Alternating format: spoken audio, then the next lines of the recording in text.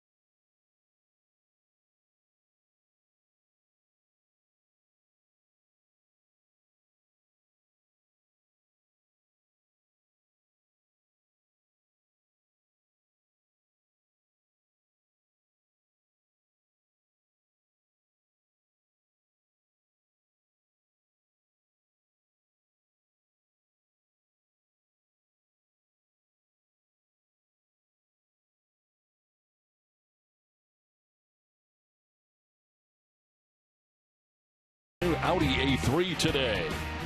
Dunkin' Donuts, America runs on Dunkin'.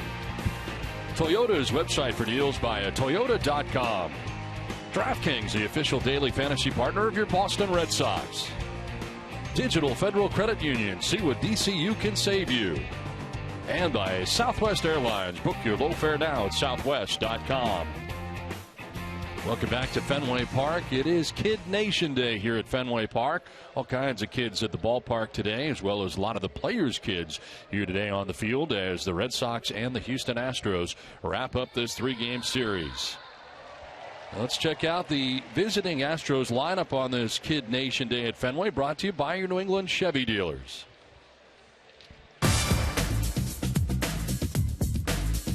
Thanks, Mr. Orsillo. Hi, I'm Michael from Wilmington, Massachusetts. Leading off for the Astros, the designated hitter, Jose Altuve. In right field, Preston Tucker. The shortstop, Carlos Correa. In left field, Evan Gattis. The third baseman, Luis Valbuena.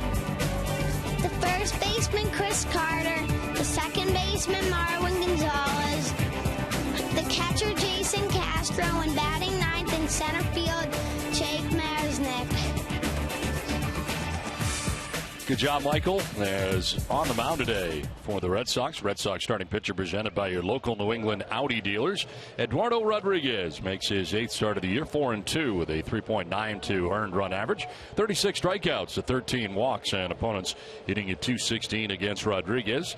Beat the Toronto Blue Jays last time out in a good bounce back outing for him. 6 innings, giving up 1 run, walked 2, and struck out 4 along the way. The Red Sox defense is brought to you by Southwest Airlines. They are 9th in the league with 48 errors in 83 games. Pablo Sandoval will be at third base. Xander Bogaerts the shortstop. Brock Holt at second. And David Ortiz gets to start at first base today. Alejandro Diaz in left. Mookie Betts in center. And Shane Victorino in right. And Ryan Hannigan doing the catching for Rodriguez. Today's umpires are brought to you by Buick. Experience a new Buick lineup during this year's Sign and Drive. See your local Buick dealer today. Clint Fagan has got the plate today, calling the balls and strikes with the crew chief Laz Diaz at first, Corey Blazer at second base, and Chris Guccione, the umpire, at third. Where available, this telecast can be heard in Spanish by selecting the SAP button on your television remote. SAP is presented by Diplomatico Rum. Enjoy the game. Buenas tardes, amigos.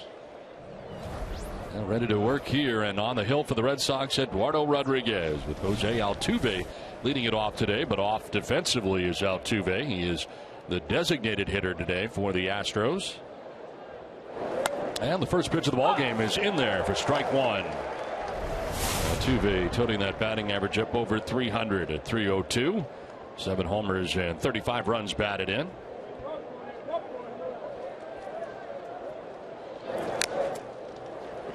Fouled off, and Rodriguez ahead 0-2. Altuve right now on a 12-game winning streak. Obviously, this is the first time that Rodriguez has faced the Houston Astros.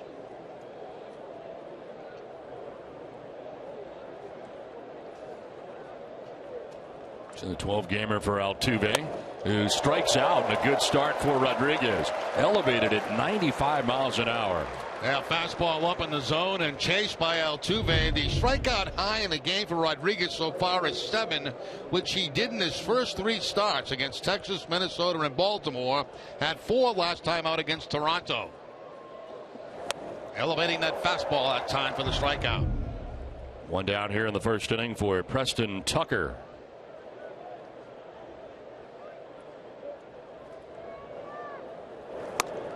He'll take a look at strike 1 right down the middle. For a 242 to start the day. 4 homers and 19 runs batted in. Leads all American League rookies with 13 doubles so far in the year. And down to the count 0-2.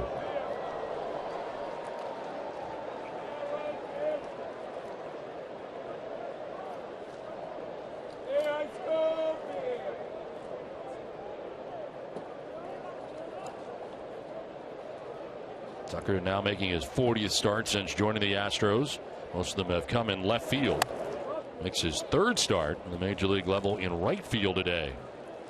With Evan Gattis in left for the Astros.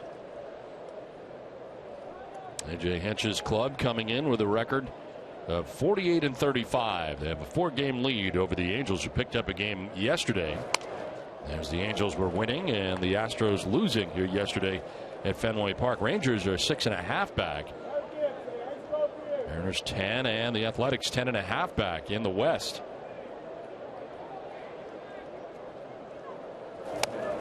Goes around and strikes out. Back-to-back Ks to begin the day for Rodriguez. Now, once again, the fastball for Rodriguez. He's been from 92 to 95 with it so far on this game. Goes up the ladder that time. Ball well out of strike zone, but you can see Tucker cannot control the head of the bat. 2 down here in the first inning brings up Carlos Correa. 298, 6 homers and 17 runs batted in.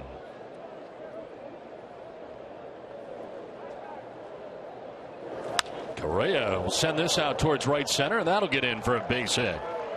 Shane Victorino plays it on a hop, but a 2-out single for Correa. First base runner of the day for Houston. And what a nice looking play Correa is. We've seen him in just these 3 games, but he has been very, very impressive. Takes that fastball to the opposite field and keeps Rodriguez away from a 1-2-3 first inning. It's a fastball up and in, and he somehow gets his hands inside the baseball and fights it off. to the opposite field. 2 down, 1 on. The former Atlanta Brave, Evan Gattis, standing in on the right side. And this will get off the glove of Hannigan, and taking second base is Correa. See if this is a pass ball, as getting a glove on it there was Hannigan. Yeah, it was just a fastball right there, and almost like he lost it coming in from center field. So in scoring position now is Correa, getting there on the pass ball.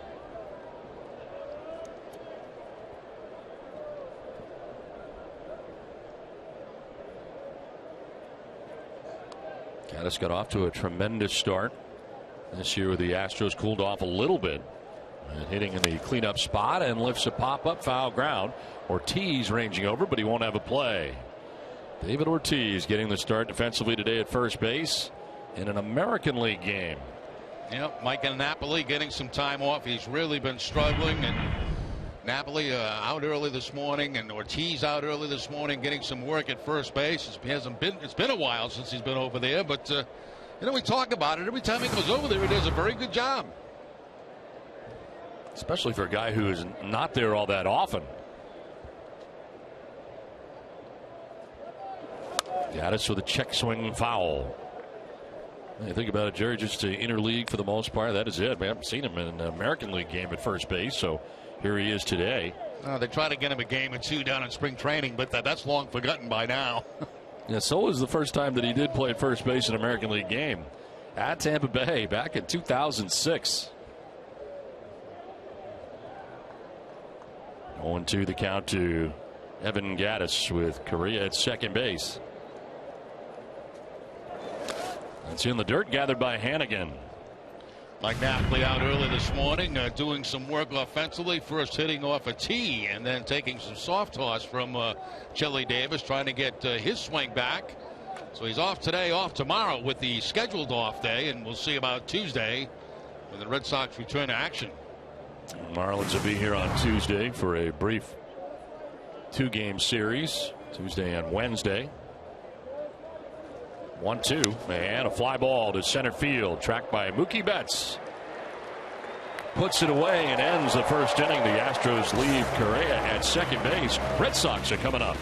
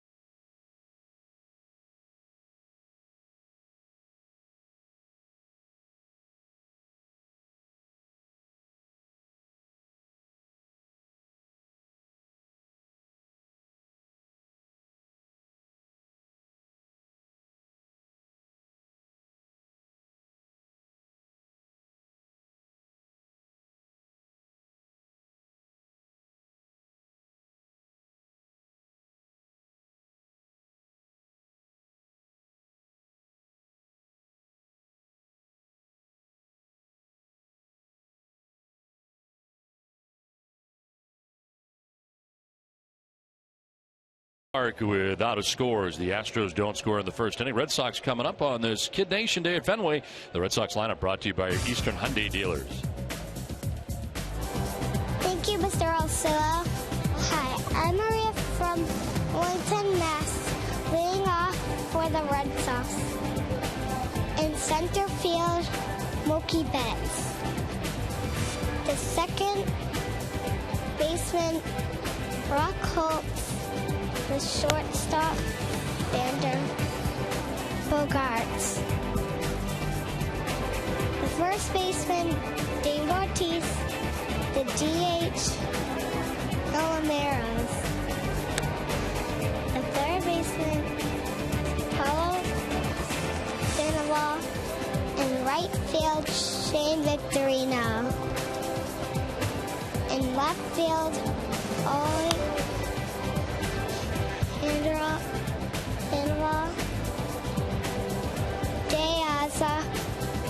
And batting ninth, the catcher, Ryan Hannigan.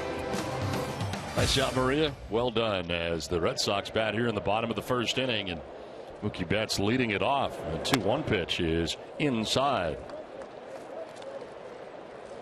And Betts hitting at 280 coming into today's action with 9 homers, 41 runs driven in.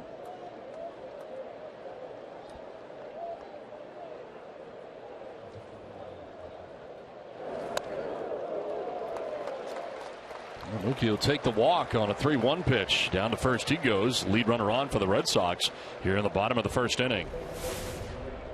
Now the Astros starting pitcher presented by New England Nissan dealers. Lance McCullers in his 10th start. 4-2 with a 2.19 earned run average. 58 strikeouts, 18 walks. Opponent sitting at 187 against McCullers. Beat the Kansas City Royals in their very good lineup last time out. 7 innings, 1 run. He struck out 6 in that outing. So good ERA, good record coming in, his 10th start of the year. Yeah, very good stuff, Don. Throws hard, fastball 95, 96, a changeup that's about 90, and a slider. Brock Holt batting second in the Red Sox order. And taking strike one. 297 average for Holt to start the day. 2 homers, 21 runs batted in. He's now started 28 of the last 29 games since June the 5th.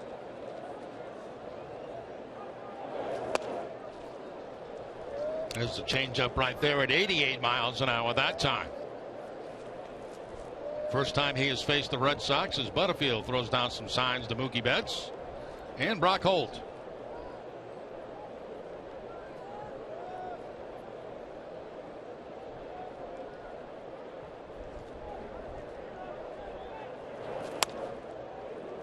Frame there by Castro, doesn't get the call. Appeared to be a little bit outside.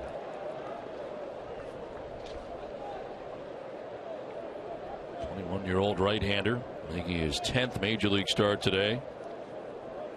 Drafted by the Astros in the supplemental round, first round, 41st overall in 2012 as Holt fouls it back and evens the count at 2-2.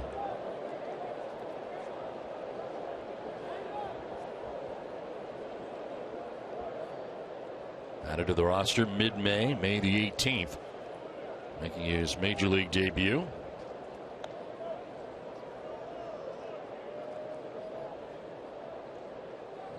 Second youngest pitcher in club history to make his debut at Minute Maid Park.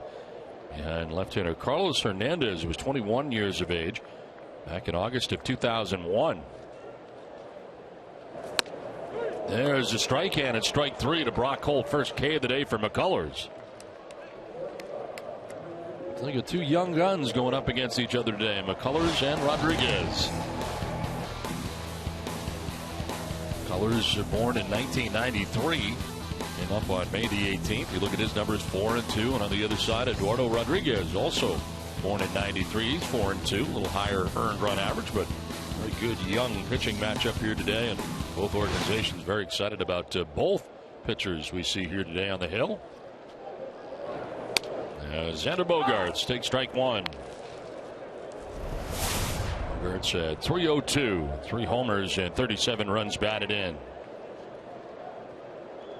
Xander yesterday going 2 for 4, and so far very good series against the Astros, going 4 for 8. Multiple hits in each of his last 3 games.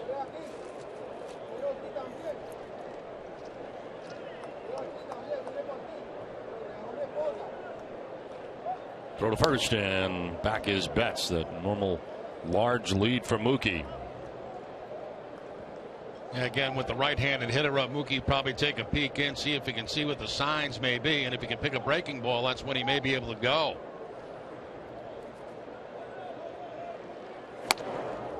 Tardy on the fastball was Bogarts, 95 miles an hour. We got two kids with great arms in this game today. No doubt.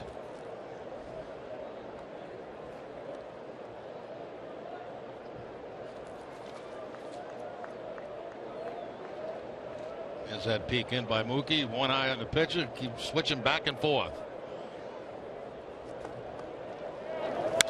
Bogarts protects the plate, fouls it off to the right, able to get a piece of the 96-mile-an-hour fastball.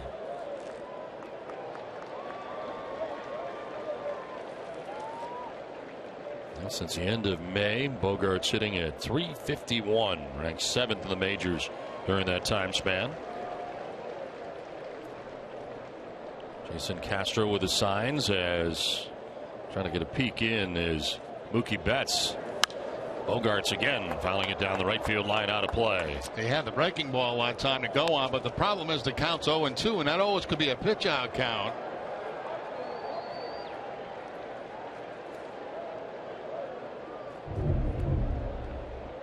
Breaking ball this time, and a good pitch to hit for Bogarts, but he fouls it off to the right side with 2 strikes on him.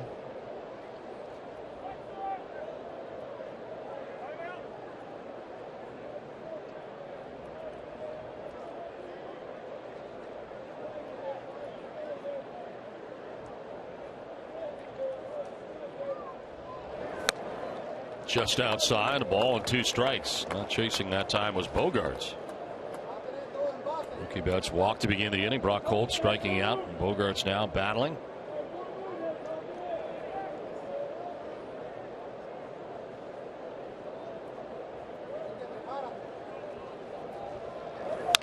On the ground left side, Correa will go to second for 1. No chance at first base. Bogarts will reach. They do get the lead runner in Betts, though, 6-4 for the second out. The Astros defense is brought to you by DraftKings. They are 5th in the league with 44 errors in 83 games.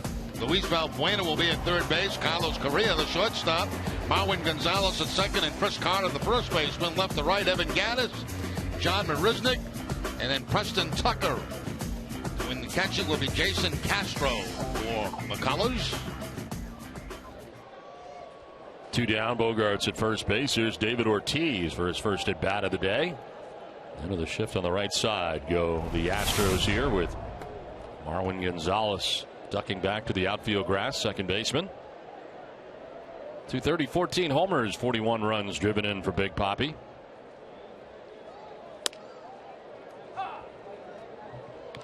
There is the shift for the Astros. They leave the third baseman Luis Valbuena on the left side. Ortiz 0 for 3 yesterday, but he did walk twice in the game, and 2 for 6 now in the series against the Astros.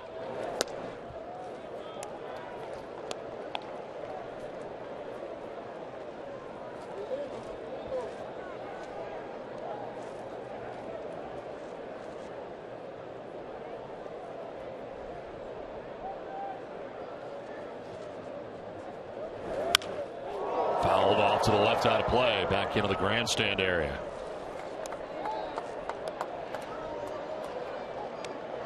They've been hitting at .276 against right-handed pitching coming in, with Hanley Ramirez waiting on deck, and today David playing defensively while Hanley is the DH.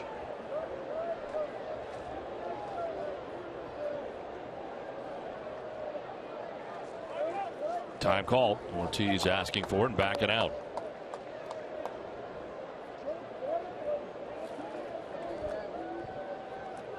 Interesting note from Alex Spear of the Boston Globe. 9 players Major League Baseball, more walks than Ks against right-handers. And a grounder foul towards the end of the Red Sox dugout.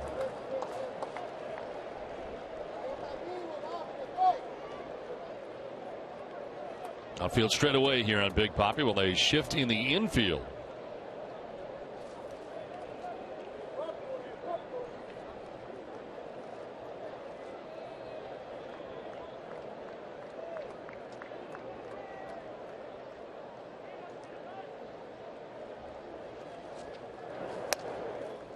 Outside for ball 2. McCullers trying to go away with that fastball, see if Ortiz would chase it, but too far outside, not even tempting for David.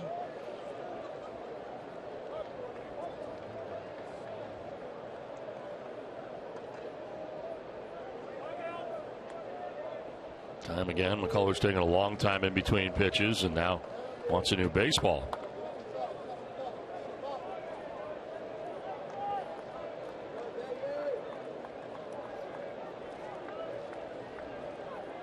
Xander Bogaerts at first, 2 down here in the first inning. Out again, and Ortiz not chasing that. Full count. McCullers taking a little stroll in behind the hill. In the midst of a meeting with himself right now.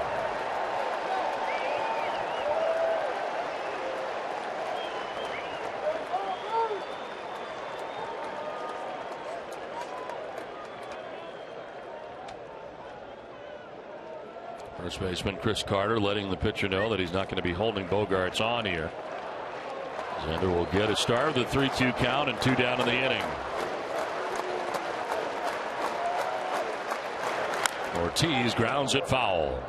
And when you're not holding that runner on first base, I mean, you don't want to go too far back and let him get a real big lead, because then on a ball that's in a gap, he can probably score from first base. So you've got to try to keep him as close as possible and then back off. See Carter coming in a few steps to play behind Bogaerts, so he can't get a real big lead at first base. Then you'll see him back off as soon as the pitcher goes into the stretch position.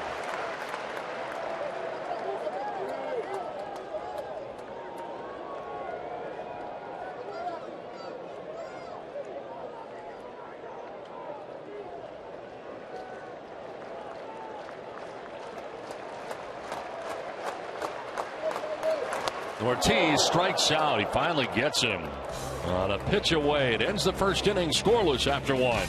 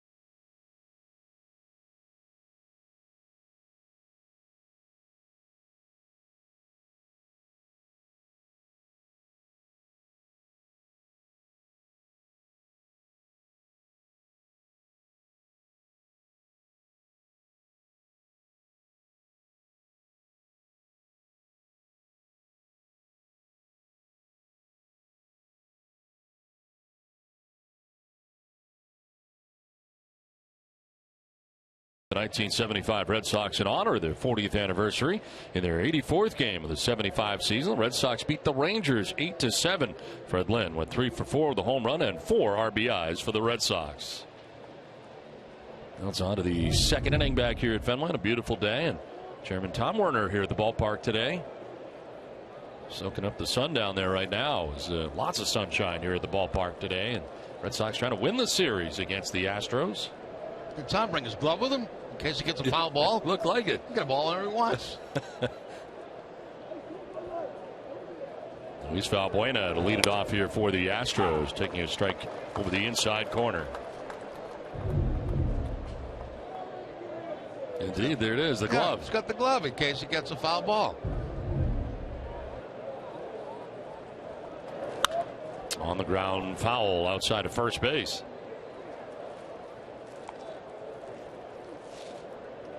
Balbuena batting at just .201, but the power numbers are good. 19 homers and 36 runs batted in for the Astros third baseman.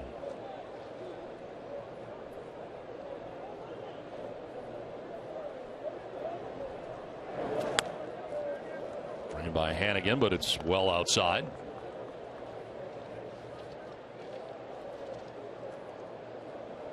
Balbuena in the last 6 road games, 10 for 23, 435 coming in. Rodriguez tried to elevate there and missed 2-2.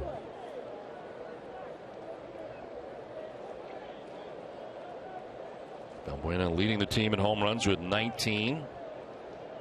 Tied for 6th in the American League with the 19 round trippers. Hooks this into right center field for a base hit. Leadoff single for Balbuena. And the second hit of the day for Houston. That's pretty good hitting right there. That's the first slider that Rodriguez has thrown in the ball game today. You can see it's away from Balbuena, but he's able to hook it and put it in the center field, or right field, I should say, for the base hit. And that ball is a little bit off the outside part of the plate, 2-3 inches, and he still hooks it for the hit. So lead runner on here for the Astros, and it brings up Chris Carter. Carter, another one of the Astros with a low batting average, but good power numbers coming in. He's got 15 home runs, 40 runs batted in, but only hits at 197.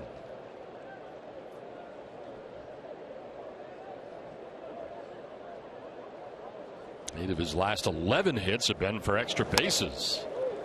Swing and a miss for strike one. Good change up there by Rodriguez. First pitch, Carter expecting a fastball. Rodriguez pulls the string on him. Keeping it to the outside part of the plate.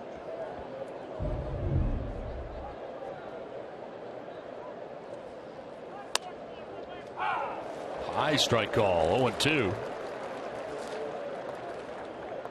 Astros ended today on pace for 226 home runs, the most since the 2012 Yankees, who ended up with 245 from Alex Spear of the Boston Globe. 0-2 pitch and a swing and a miss. Carter strikes out, so Rodriguez makes quick work of Chris Carter, picks up his third strikeout. A couple of strikes, and he elevates the fastball, goes up around the letter high. And Carter, who likes that ball down, no contact on that fastball. Up and away. 1 out, 1 on, and it brings up Marwin Gonzalez, first appearance of the series. It's the start at second base today with Jose Altuve getting the day off defensively and DHing. Gonzalez at .240, 5 homers, 18 runs batted in.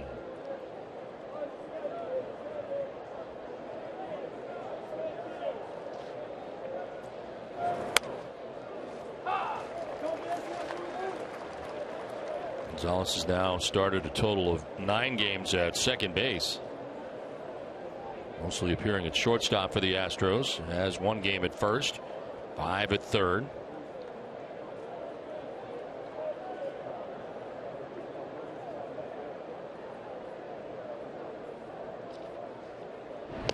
Check on first, and Balbuena back to the bag.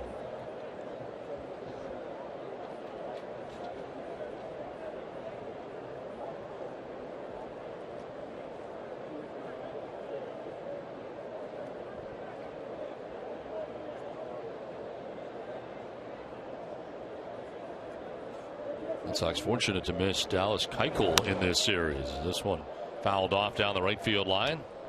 He has really been their best pitcher all season long, and especially good at home.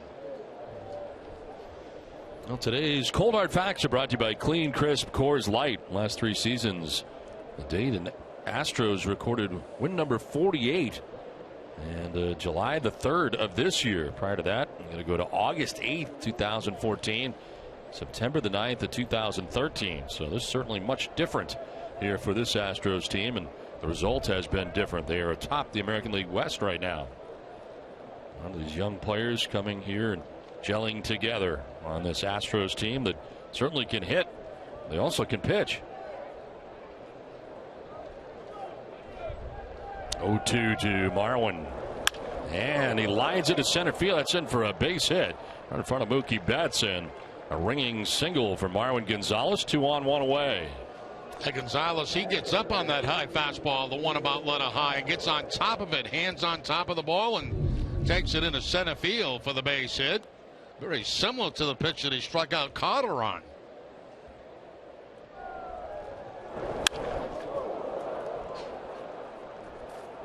Mookie Betts quickly gets it back in, and a couple of base runners with one out.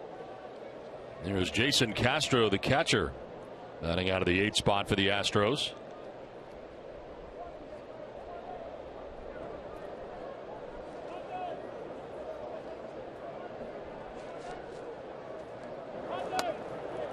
Framed there by Hannigan, but it misses away for ball 1.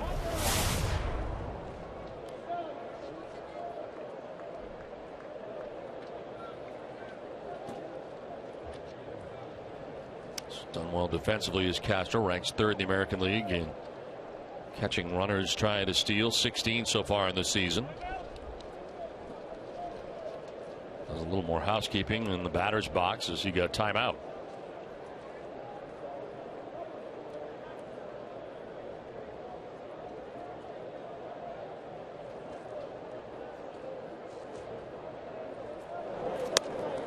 In there for a strike that time, right at the bottom of the zone. 1-1.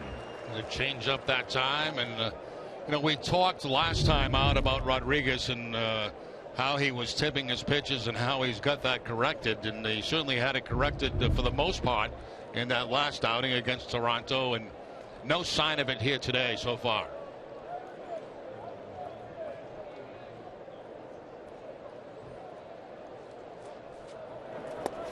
Almost got away there as Hannigan able to make the catch as it turns out. 2-1. Ran a little bit on him.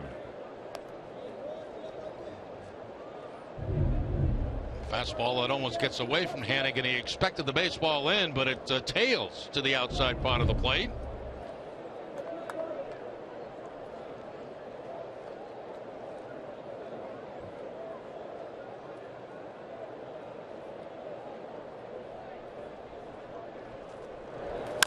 On the ground towards first, Ortiz will flip to first base for the out as Rodriguez covers. Spins around to make sure that runner at 3rd does not advance, but we're now 2 outs in the inning. Toyo Tire's the official tire of the Boston Red Sox. Whether you're taking the truck off-road, the kids to practice, or your sports car to its limits, there's a Toyo Tire for you. Visit toyotires.com to find a dealer near you.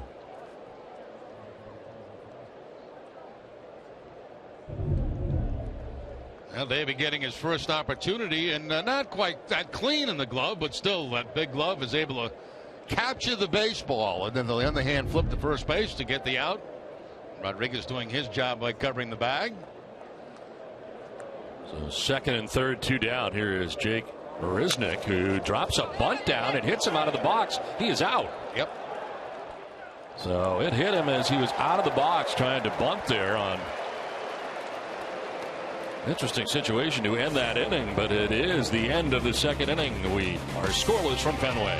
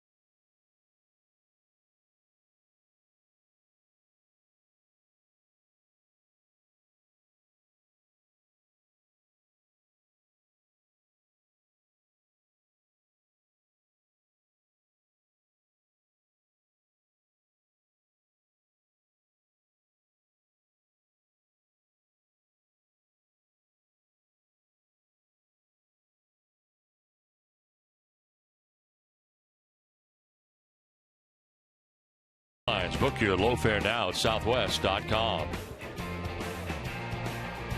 A beautiful day here at Fenway Park. John Henry looking at a much better Red Sox team lately as they're playing much better baseball. Has to be pleased with that, and a chance here to win the series against the American League West leading Houston Astros. Here's the attempted bunt, and you'll see it come out of the batter's box and hit the base for hit the batter runner, I should say, and that means that he is out. Trying to bunt with men at second and third that time, and after contact being out of the batter's box, the batter is out.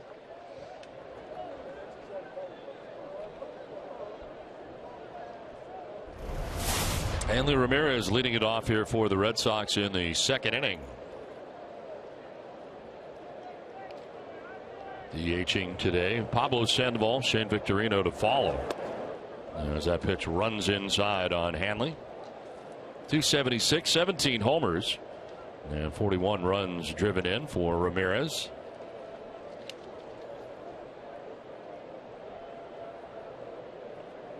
Hanley 0 for 4 in yesterday's game and snapped an 8-game hitting streak.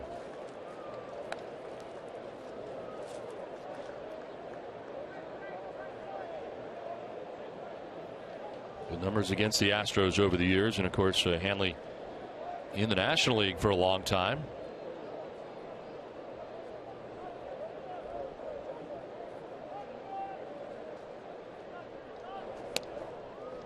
Strike call to the bottom of the zone as Hanley thought it was low. May have been. Yeah, borderline strike, no question about that, but it looks like it did have a little bit in the strike zone. Better to have it called on the 2-0 count rather than with 2 strikes on you.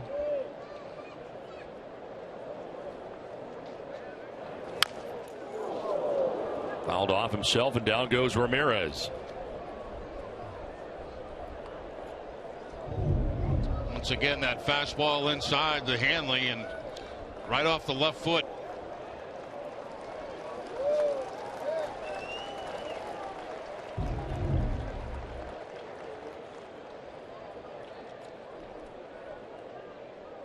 Brad Pearson, the trainer, looking on with John Farrell.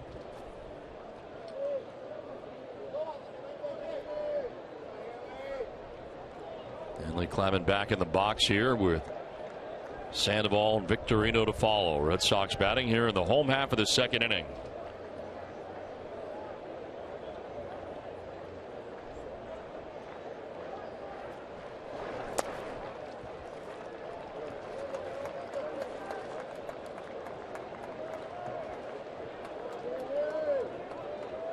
Second full count here for Lance McCullers.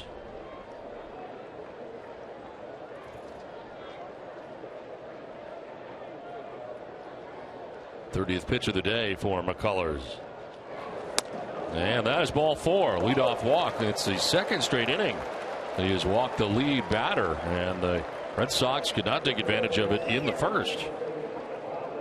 He thought he had a strike on that to McCullers as it just missed the inside corner. We'll take a look on replay. Yamika pit zone. What does it say? It says the ball's inside. But there's the reaction as he wants a little bigger strike zone right now. So lead runner on here for the Red Sox. Here's Pablo Sandoval.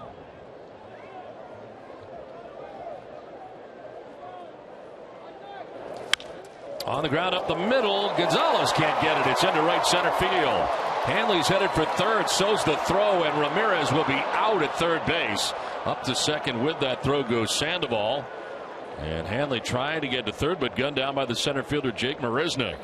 Yeah, one thing he taught is you don't want to make the first out of the inning at third base, and Marisnick really made a nice play on this, though. He covers a lot of ground in a hurry, and, you know, as a base runner, when you see a guy going in that direction, you say, well, I got a shot at it, but he turned that into a very quick out at third base. Hanley rounding second base, a little hesitation there, but still would have been out at third base. It's one of those when you have nobody out in the inning, you almost have to be certain you can go in standing up to third base. So kind of running into an out there for the first out as the throw went to third. Sandoval took second base in scoring position with one away for Shane Victorino. Of course, returned here yesterday with success. 2 hits in the ball game yesterday in his return as he takes strike 1. Also scored twice in the game yesterday. Had been on the DL since May the 24th with the left calf strain. Fouls it back and finds himself down 0-2. 7-game hitting streak dating back to when he went on the DL.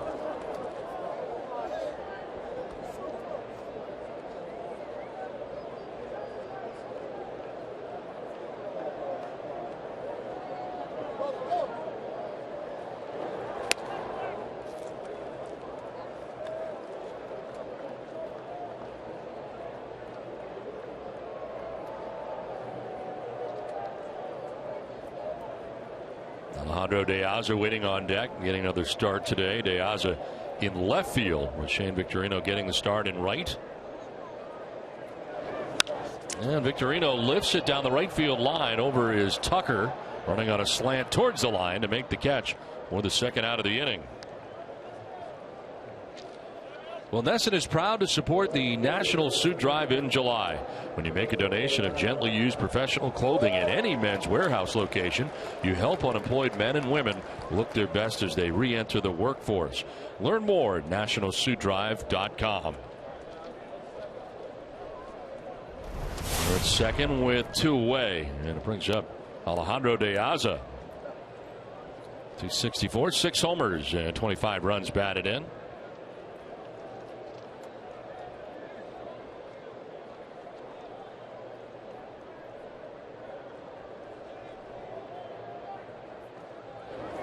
Ozzy yesterday coming off the bench and was 1 for 1 with an RBI as part of Red Sox win yesterday. Came in the 8th inning as a defensive replacement in left field for Hanley Ramirez. Pablo Sandoval at second base with 2 outs here in the second inning. Fly ball down the left field line that will make its way foul.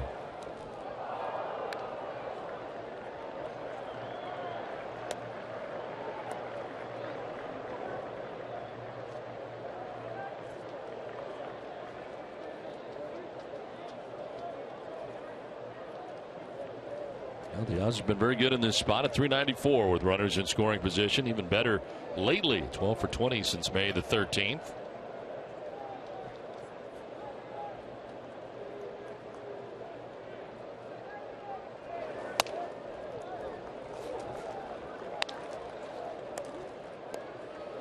Gaddis is not very deep at all out in left field, and that's going to be, on a ball hit hard to him, it's going to be tough for Sandoval to score. You can see where he's playing in left field, very shallow.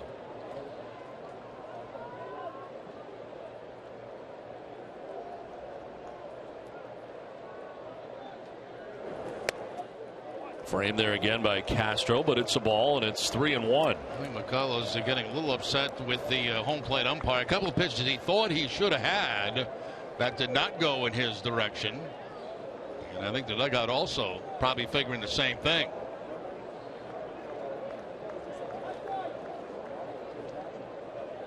'40th pitch for McCullers. And that's outside. Third walk given up by McCullers, second of this inning. Now it's got to be Valbuena come in to talk to him. Also the catcher Castro going out. The young pitcher, make sure he doesn't get rattled by some of these calls that he thinks should have been strikes. Get him back focused on what he's going to do to the next hitter.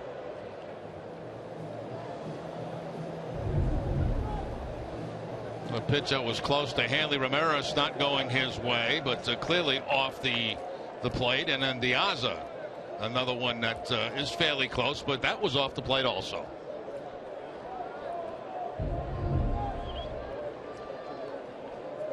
Two on, two down, and the number 9 man, Ryan Hannigan.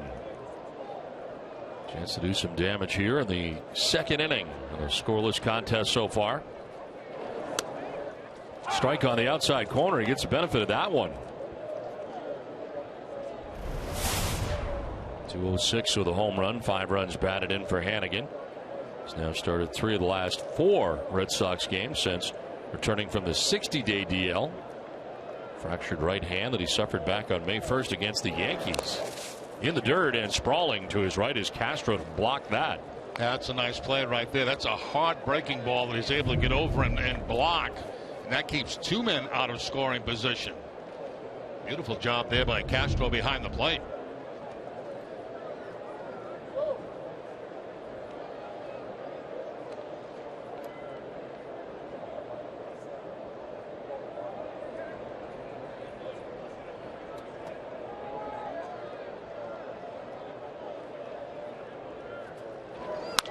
Hannigan fouls it off to the right up to the top deck. Well, slug your way to the Home Run Derby crown and master the free award-winning game millions are playing. Download MLB.com Home Run Derby free on the App Store and Google Play.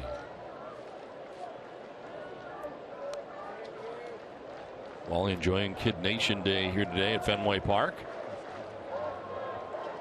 Getting ready for the Wally Wave, which is not far away. 1-2 pitch in the dirt, and it evens at 2-2. One of these days, Don, I want to see you leave the booth and go out there and take part in that. In the Wally Wave right next to Wally? Yes. Because I've seen your mascot moves, and they're very, very good. They're excellent. Yeah. I mean, you would make a tremendous mascot. If this gig doesn't work out, I could be a mascot. You can be a mascot. Yeah, see how it There's no goes. question. You got the boiler roll. You got everything. 2-2 is outside. Full count.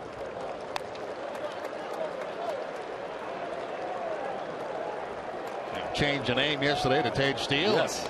You can also be a mascot. They can call you Tage. You can put that on the back of your outfit. The name changes yesterday were very interesting. They've taken on. I kind of like it. It really. It's a real. I'm not used to yours, though. It's going to take me a little while to get used to. Yeah, Jerry Chestnuts? Yes.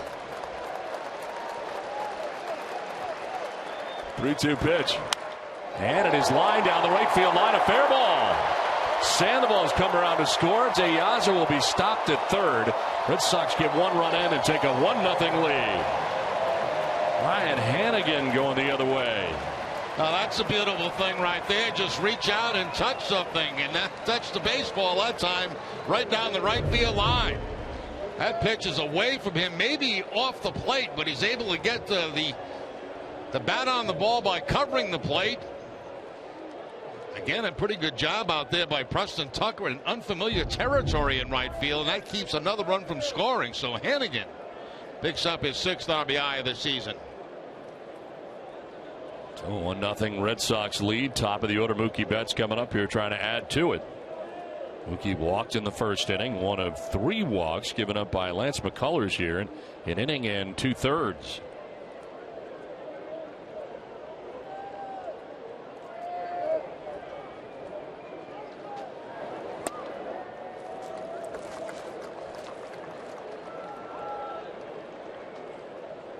More hits in his last 4 at bats with runners in scoring position for Mookie, who hits at .356 in that category.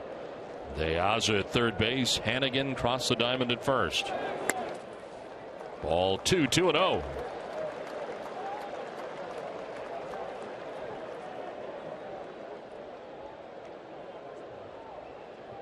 Brett Strom coming out here, the pitching coach, to check on him.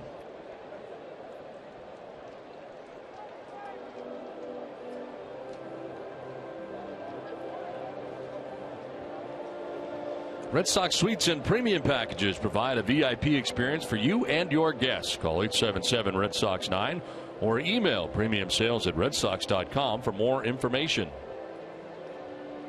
What a great day this is. The day after the 4th of July. Beautiful weather. It was beautiful last night in the city for all the festivities. Great day at Fenway Park today.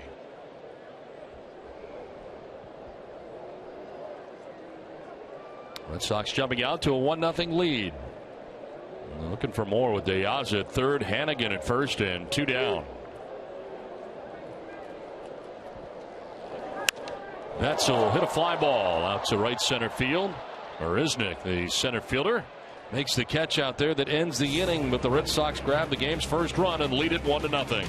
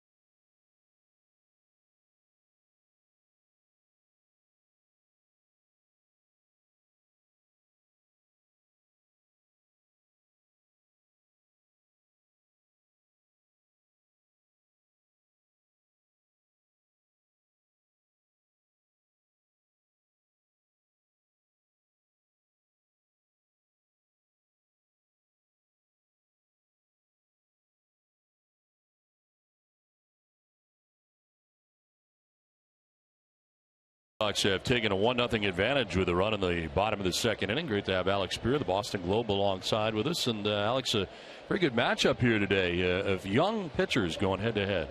Tells you a lot about the state of the game when you see two young guys with this kind of power stuff at this young age.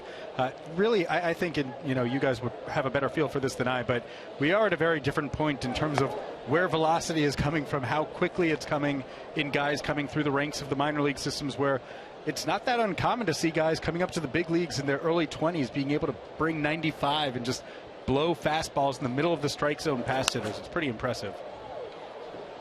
Certainly very impressive is Jose Altuve, who don't get to see very often. Not a large man, but a very good hitter.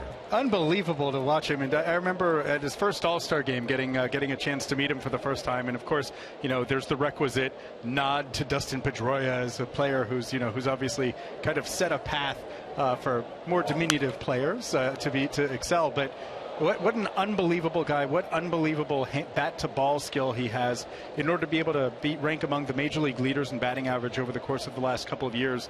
And then he really makes an impact on the bases and as well as in the field. An atypical guy, to be sure, but it's so interesting to see these guys who come up as second basemen and who end up being these really interesting contributors. They always seemingly end up being the guys who are overlooked from a pure scouting and tools standpoint, the Dustin Pedroias of the world, the Brock Holtz of the world, the Jerry Remys of the world, and they end up having a kind of diverse skill set that allows them to impact the game in all these interesting ways that are overlooked. He got it on the outside corner. A delayed call by Clint Fagan, but he rings him up. That's 4 strikeouts for Rodriguez. Second time Altuve is down by way of the K. It looks like the fastball from Rodriguez to the outside part of the plate to pick up the strikeout. And right on the corner at 95. Well, we got the All-Star game coming up very soon, and I've been making a push recently for Xander Bogaerts. I looked around the American League at the shortstops, and I just think Xander is right up there with the best of them right now, playing defense and offense. I agree. All around, he's been elite. Now, the thing that's going to throw a wrench into his potential candidacy is, of course, Escobar with Kansas City, and the interesting case of the Royals fans and what's been going on with their elections of most of their players is putting them in the front of the starting candidacy. But to me, Jose Iglesias is having an unbelievable year. His offense, I think, has been a lot like it was in the 2013 season when he kind of had that magic carpet ride through 1,000 infield hits, along with then kind of the emergence of surprising gap power that made him an elite contributor at third base of all places. Iglesias is having that kind of season again at shortstop. Not playing that much because they're trying to measure his playing time because of the calf conditions he had, but basically, it's been Iglesias and Bogaerts, and now Correa is making a late surge into that conversation because, wow, the 20-year-old who's able to do everything he's able to do is pretty dazzling. But, I think that there's no question that the top 2 contributors in the American League at shortstop have been Iglesias and Bogaerts. And you're right. I was talking with Brian Butterfield about that earlier today. Just the year-to-year strides that Bogaerts has made defensively. Oh, yeah, it's been incredible. He called it the biggest jump he's ever seen a player make one year to the next as a defensive infielder. I think that it's, as all of us who see it, it's pretty amazing to watch it come together that quickly. It tells you something about the way that he processes stuff and the kind of the potential that gives him to have other parts of his game come together quickly, and really gives you a sense of why people have talked for so long about what kind of ceiling he has. Full count here to Preston Tucker with 1 down in the inning. They get jammed and sends it out to center field for out number 2. Mookie Betts there. Tucker is 0 for 2 in the ball game. We did our open today on Mookie Betts, and it seems like most of our opens recently have been on the young guys, Bogaerts and Betts. And I mean, I look at Mookie Betts and I just see a budding superstar. I mean, this guy can run, he can hit for power. He's a tremendous defensive center fielder, a better center fielder than he was a second baseman coming up to the minor leagues. I mean, it's remarkable how quickly he's come around in just a short period of time. And I think that a lot of what you point to is dead on, in addition to which, again, like we were just talking about with Bogaerts, you're seeing that aptitude and the ability for an aspect of his game to come together quickly, which that is such a critical element, because it is, the game of adjustments, as everyone always talks about, but it's the pace at which he's been capable of learning. I mean, this is a guy who, just over a year ago was making his big league debut. About 13 months ago, he was playing his first career game in the outfield. Granted, he had played a little bit in high school, but as you know, the ball off the bat in the major leagues is a world of difference from how it is in the Nashville, Tennessee area in high school. So both of those guys, I think that, two 22-year-olds, you don't have that combination happening a lot in the history of Major League Baseball, potentially. You also need to measure those expectations and acknowledge, okay, the league might figure them out. There are adjustments that can get made, but at least in terms of the path that they're on, it's a special set of talents. Ground ball down the third baseline. Sandoval will not make the throw. Had no chance to get Correa. He will reach at first base with 2 down. An infield hit, and he's now 2 for 2. Best thing that Sandoval did there was not make a throw to first base, because nothing good could come of that. Correa was going to beat that out, no doubt about that. And sometimes you make a throw off balance, it sails down that right field line. We've seen him do that especially a few times this year, coming in on that play hard and just whoosh. Yeah, having it end up in the seats. It's just knowing the run and knowing how hard the ball is hit and knowing when to put it in your back pocket. So 2 down, Correa at first base, and Evan Gattis the batter. David Ortiz holding the runner on at first, and a pop-up left side of the infield. Xander Bogaerts going to take charge and put it away. Always great to see you, Alex. Thanks for stopping in. Great to see you guys. Thanks so much. Alex.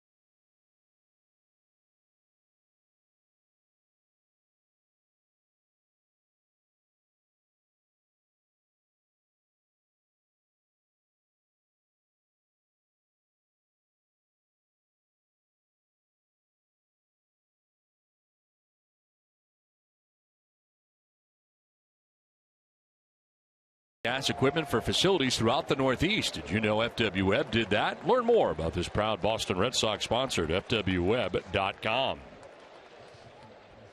On to the bottom of the third inning back at Fenway Park with the Red Sox on top 1-0.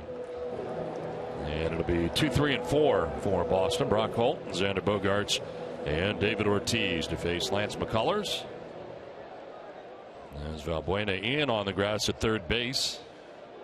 Holt getting his second look at McCullers. Struck out looking in the first. There's strike one at the bottom of the zone at 94 miles an hour.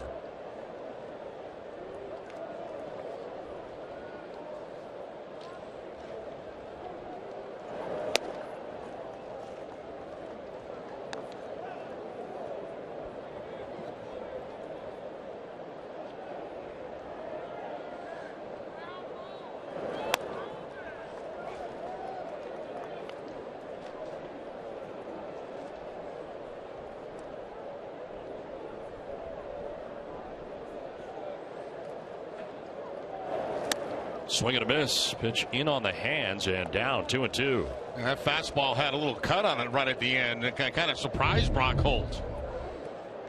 Moving back in. Looked like it was headed out to the middle of the plate. All of a sudden it's back on the inside part of the plate. This one fouled back. Still 2-2. DraftKings.com is paying out over $300 million this baseball season. DraftKings has given out $34 million to Boston residents alone since the site launched. Get your free entry into a one-day fantasy baseball contest today using the promo code NESSN. 2-2 on the ground, foul outside of first. Can you drop another NESSN on me? NESSN. No, you should be. I'll tell you, they got to get you for the commercials for NESSN. This is NESSN.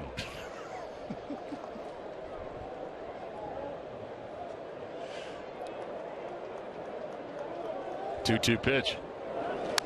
Foul straight back. You are watching NESSN. NESSN. This is NESSN.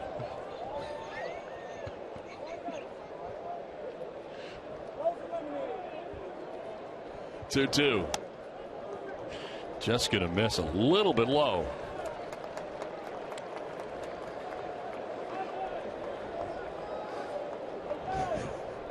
If you're flipping channels and you just got to us, this is NESSN.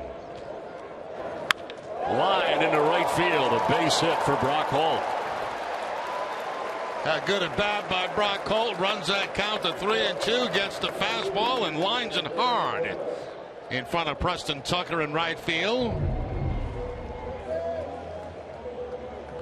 That fastball right down the middle of the plate at 94 miles an hour. 9-pitch at bat that time for Brock Holt. The updated numbers for Brock Holt on a 6-game hitting streak at .375. It's his lead at first, held on by Chris Carter. Inside to Xander Bogaerts. Xander reached on a fielder's choice in the first inning. 0 for 1 in the ball game. It is the third straight inning the Red Sox have had the lead runner on.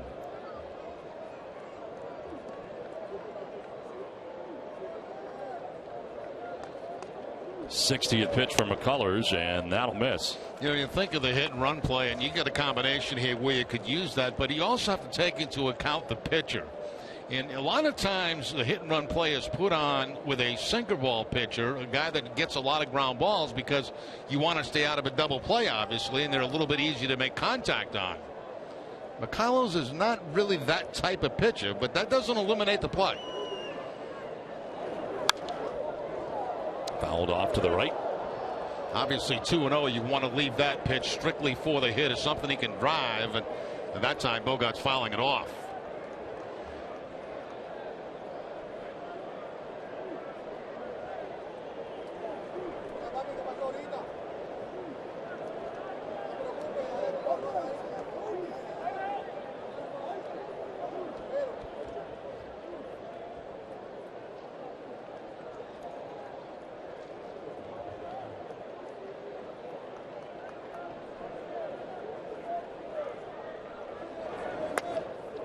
In there for a strike, and it's 2-2 under the breaking ball that time.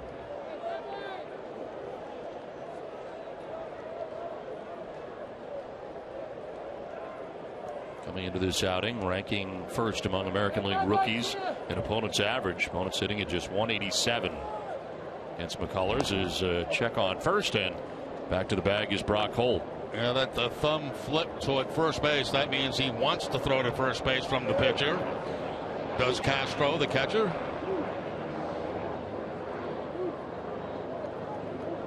He's got the breaking ball in mind right here.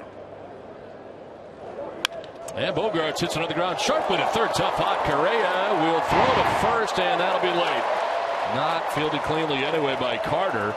Everybody's safe here for Boston. That could have been a double play ball, but tough hop there for Correa. Yeah, it was a tough hop for Correa right there, and it would be interesting scoring. He slides to the backhand, which was a little bit unusual because he didn't have that much ground to cover. And they do give Bogaerts a base hit on that, so that's, in my opinion, good scoring. So 2 on, nobody out. David Ortiz coming up. Into the shift go the Astros, who'll keep it tight to the infield with 2 on, nobody out. David, a strikeout victim in the first inning. One of 2 strikeouts for McCullers today, both of them coming in the first inning.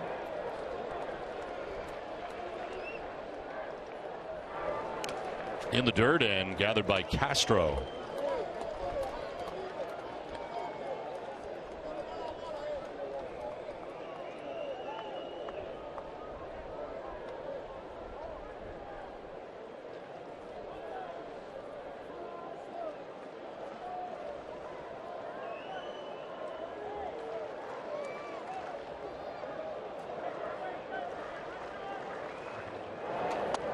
Outside for ball 2, 2-0. Way outside that time to Big Papi.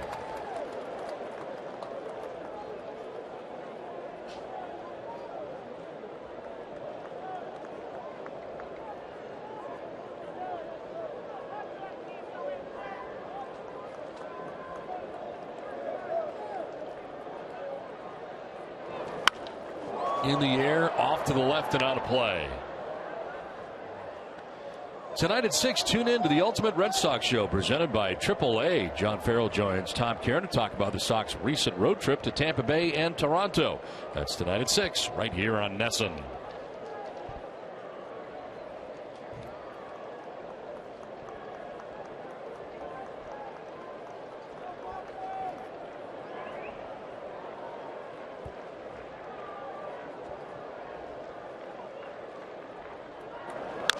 On the ground, foul, and it evens up now at 2-2 to David Ortiz. Red Sox winning yesterday, but so were the Yankees. The Red Sox keeping pace, 7 games back of the Yankees to start the day, and Tampa Bay out to a 4-0 lead today against the Yankees here in the 5th inning at Yankee Stadium. That's what we like to see. Yankees with a couple of walk-off victories, first 2 games of the series.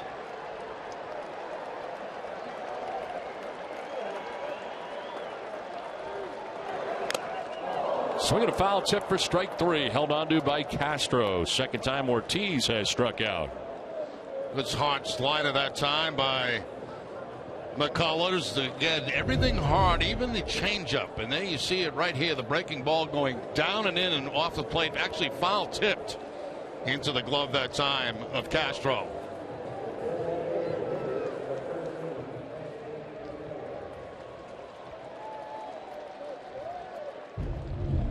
Two on, one away, and it brings up Hanley Ramirez. Walked in his first plate appearance in the second inning. So 3 walks given up by McCullers today. He has struck out 3 now.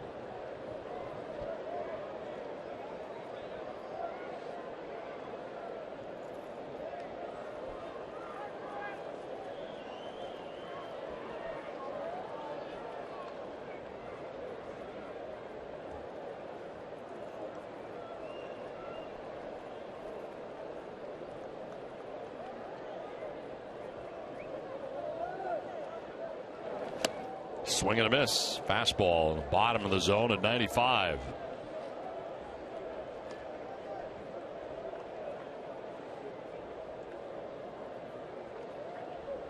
Last time out for McCullers against Kansas City, able to beat them. 7 innings, giving up 1 run.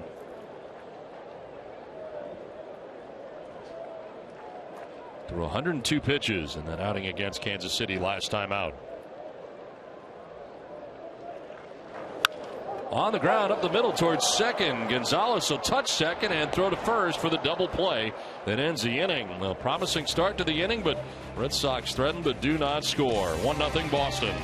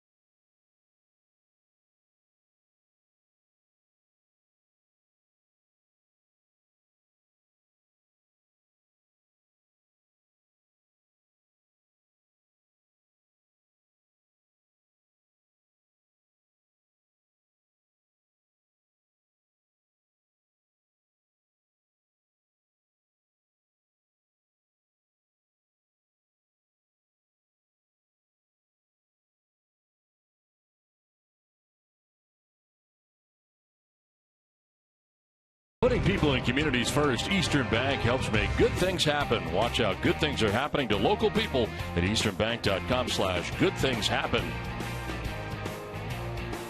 A beautiful day here in Boston on this July 4th weekend. Red Sox have a 1-0 lead. To the fourth inning we go, and Luis Valbuena leading it off here for the Astros. His second at bat against Eduardo Rodriguez. Singled off him to lead off the second inning, but was left at third base as he leads it off now in the fourth inning. Strike called on the outside corner. 4 strikeouts on the day for Eduardo Rodriguez. Has not walked anybody. Allowed 4 hits and so far no runs.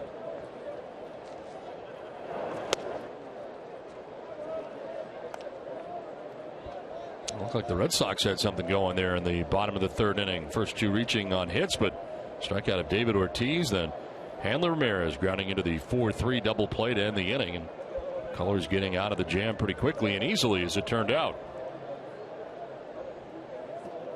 50th pitch of the day for Eduardo Rodriguez. On the outside corner, getting the benefit there, as Valbuena didn't think so. Yeah, pretty nasty. Everything so far on the outside part of the plate to Valbuena. Last time he hit a slider for a base hit. This time it's been fastballs out there.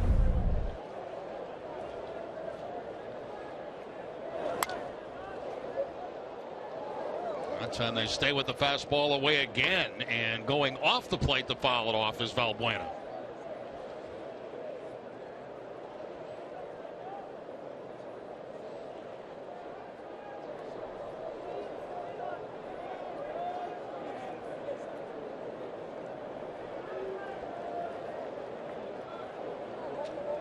Changeup.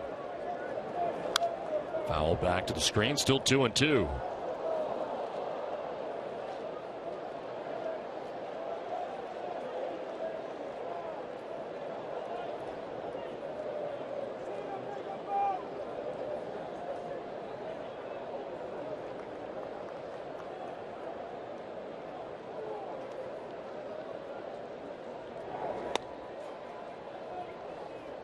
Full count now to the leadoff hitter Luis Valbuena, with Chris Carter waiting on deck.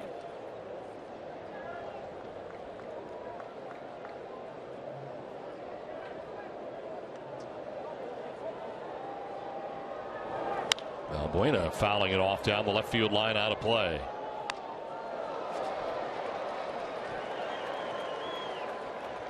Second full count of the day for Eduardo Rodriguez. And no walks, 4 strikeouts today for Rodriguez.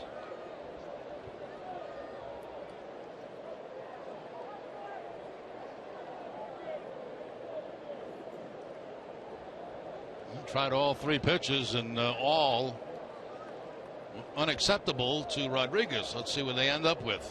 Fastball inside. It's fouled back. We'll see a 10th pitch in this at bat now. It's Valbuena opening up this inning and working hard here against Eduardo Rodriguez. Saw 5 pitches in his first at bat, so this would be the 15th that he's seen in this game. And he singled in the second inning. And rolls it over foul, and see an 11th pitch. Now, these are the kind of bats right here that could kind of wear you down.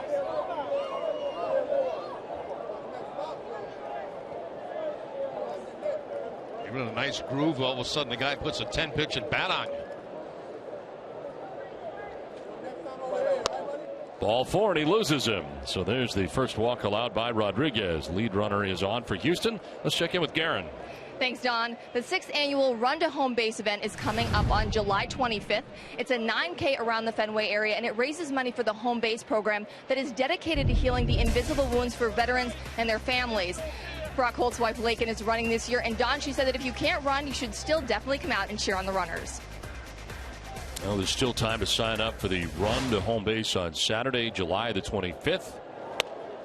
Swing and a miss for Chris Carter. Visit runtohomebase.org to register now. All proceeds raised for the run help veterans and their families.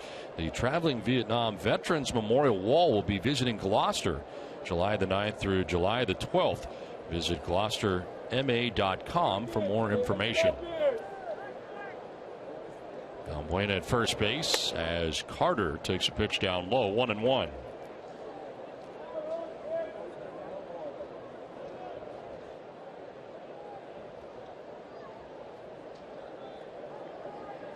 Ortiz holding on. Valbuena at first base, relatively short lead over there. This has been a great adjustment over the last two starts by Eduardo Rodriguez, correcting that flaw that he had in his delivery. There's been no indication today of that.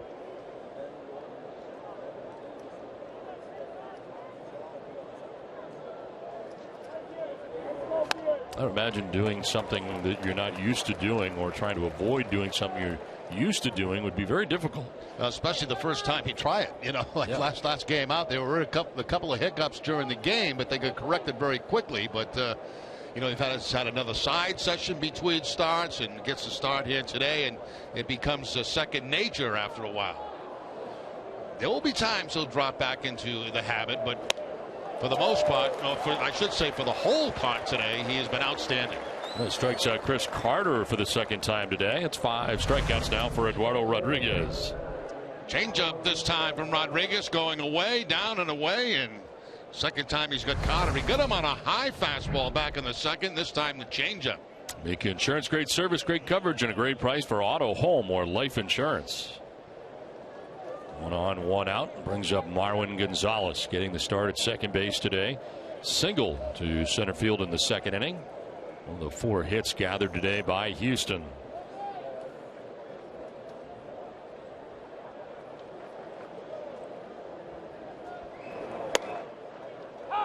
Strike called. At the bottom of the zone, that has been a strike today.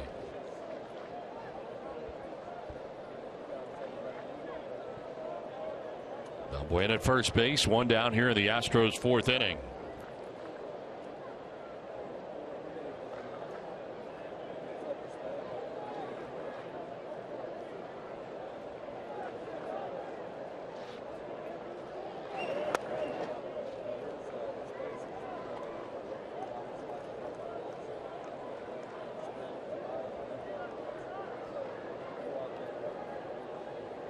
Jason Castro, the Astros catcher, waiting on deck.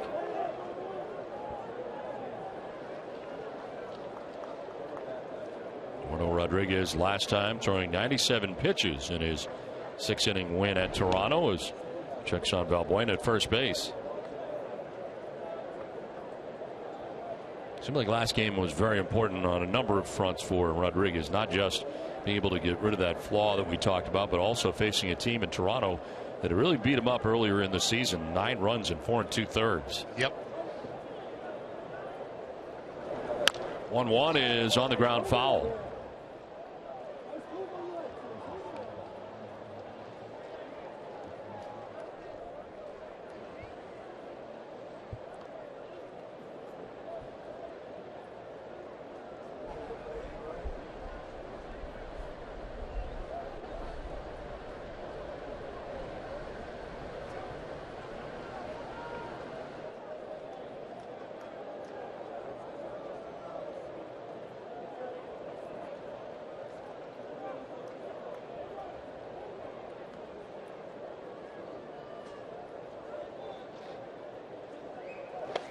Down and in, 2-2 now to Gonzalez.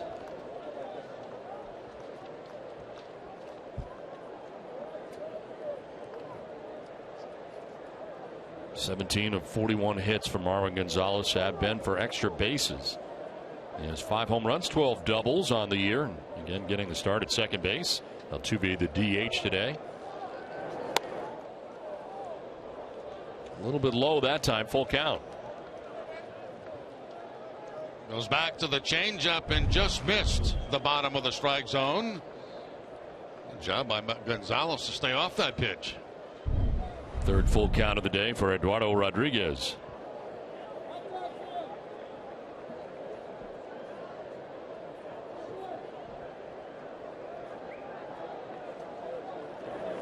On the ground and through into left field. Well placed on the ground left side. A base hit for Marwin Gonzalez. Up to second goes Valbuena. 2 for 2 now is Marwin Gonzalez. Not getting the start today at second base. His first start of the series, and 2-for-2 game going for him as Altuve becomes the DH and Gonzalez moves into second base. As the fastball inside and able to get the barrel of the bat on it, hook it, topspin ground ball through the infield.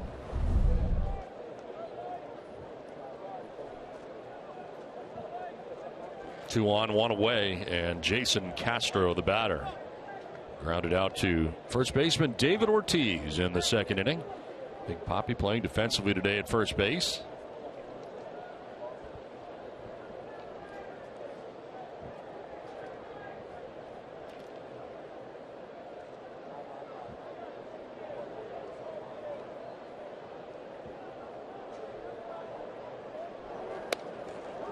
Frame there again, but just off the outside edge. And again, left it there for an extra second for Clint Fagan, the home plate umpire, to take a look.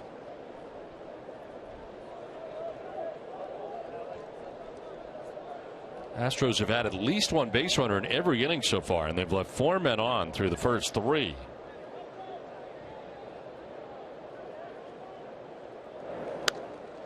Strike that time. Did pick up the corner. Back-to-back sliders, that time going to the outside corner, and that time inside the strike zone.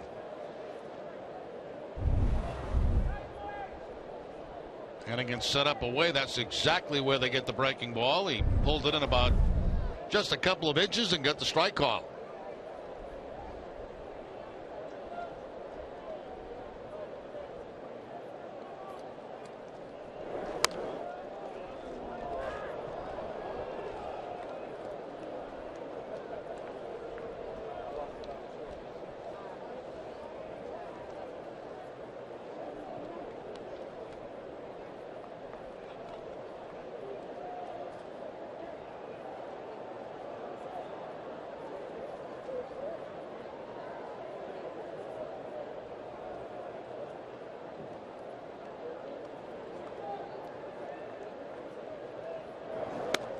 Outside for ball 3, 3-1. Eduardo Rodriguez, who last year spent the regular season at Double-A with the Bowie Bay Sox in the Orioles organization. And the Portland Sea Dogs after the trade, of course, it's Andrew Miller. Trade deadline going to the Orioles. 6-8 with a 3.60 ERA between the two Double-A locations. 3-1 pitch. And a swing and a miss. Full count. Now, did you miss today's all-new episode of NESN Clubhouse? Catch the encore presentation tonight at 5:30, presented by Delta Dental of Massachusetts. That's a terrific segment. I got a chance to see it here in the booth, and I must say, Don, you were outstanding. Thank you, Jerry.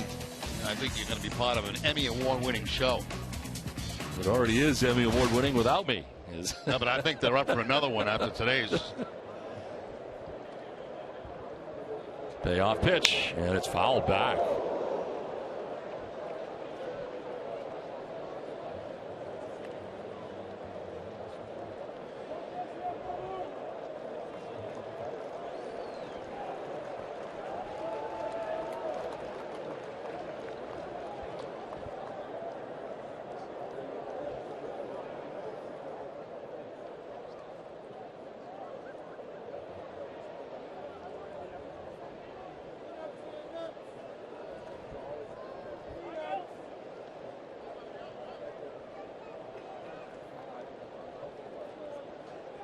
Full count here with 1 out in the inning, and Castro battling. There's been a few battles in this inning put on by Astros hitters. And pitch count rising here for Eduardo Rodriguez in the 4th inning. He's pitched 75. In the air to shallow left.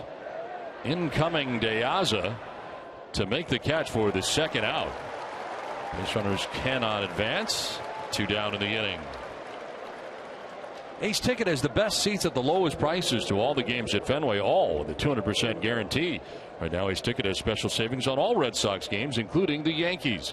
Visit Ace Ticket or call 1-800-MY-SEATS. 2 on, 2 down for Jake Marisnick, who gets the start in center field today for the Astros. First appearance of the series, and tried to bunt with 2 men on in the second inning. Ended up coming up to hit him out of the batter's box. Scoring is 2 unassisted on the play, and that was the final out of the second inning as the Astros stranded 2.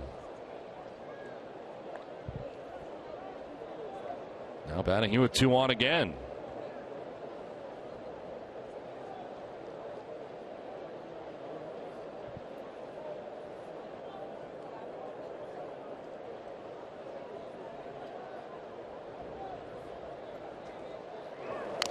Fouled back. This has really been a taxing inning for Eduardo Rodriguez. Yeah, that pitch count really rising very, very quickly. 31 pitches already in this inning. And a few 9-pitch at bats, 10-pitch at bats.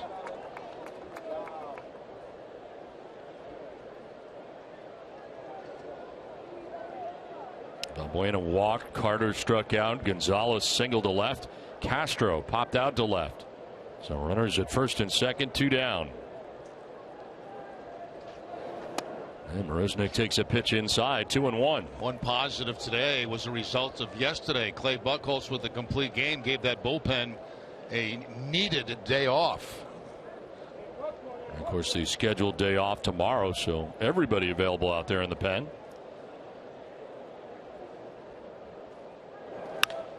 On the line, it is a fair ball down that third base line. Trying to score from second is Valbuena. Throw to the plate is going to be not in time. Able to score on the play is Valbuena, and he is injured as the game is tied 1-1.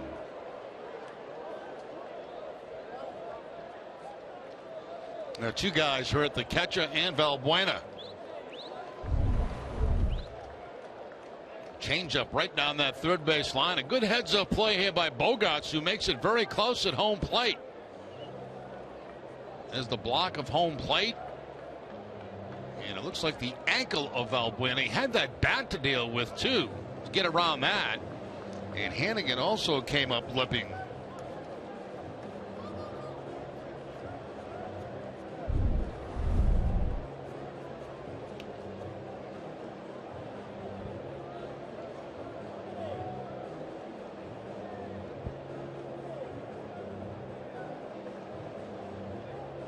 Apparently had a shin guard problem for Hannigan, so he just went down the tunnel as Carl Willis out there on the mound talking things over here. Hannigan get the shin guard fixed. Apparently broke off on the slide.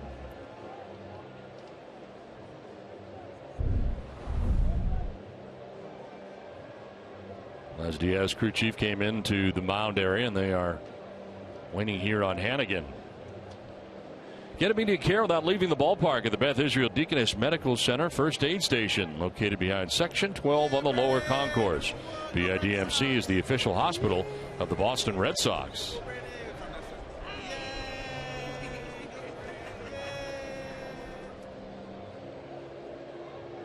Hannigan with some new equipment now goes out to check with his pitching coach and his pitcher.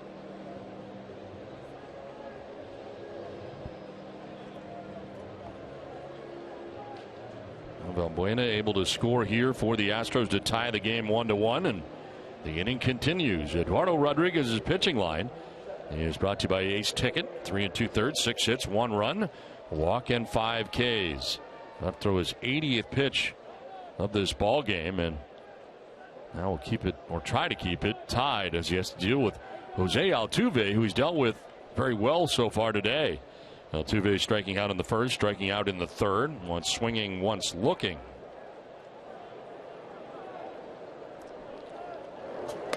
Outside for ball 1.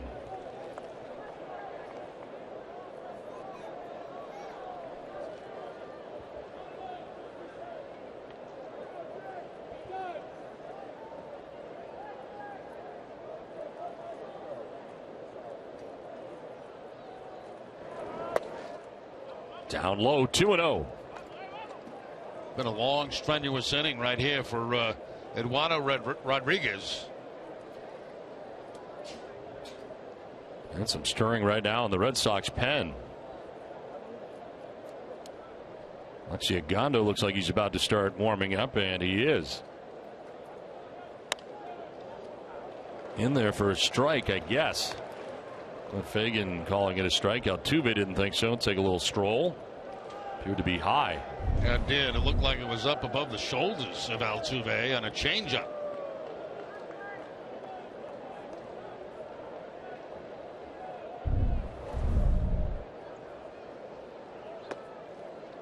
Three and one. So inning gets started with a walk for Valbuena. A strikeout, single, fly out to left, and then an RBI single. Astros now with Gonzalez at second, Marisnik at first base, 2 down.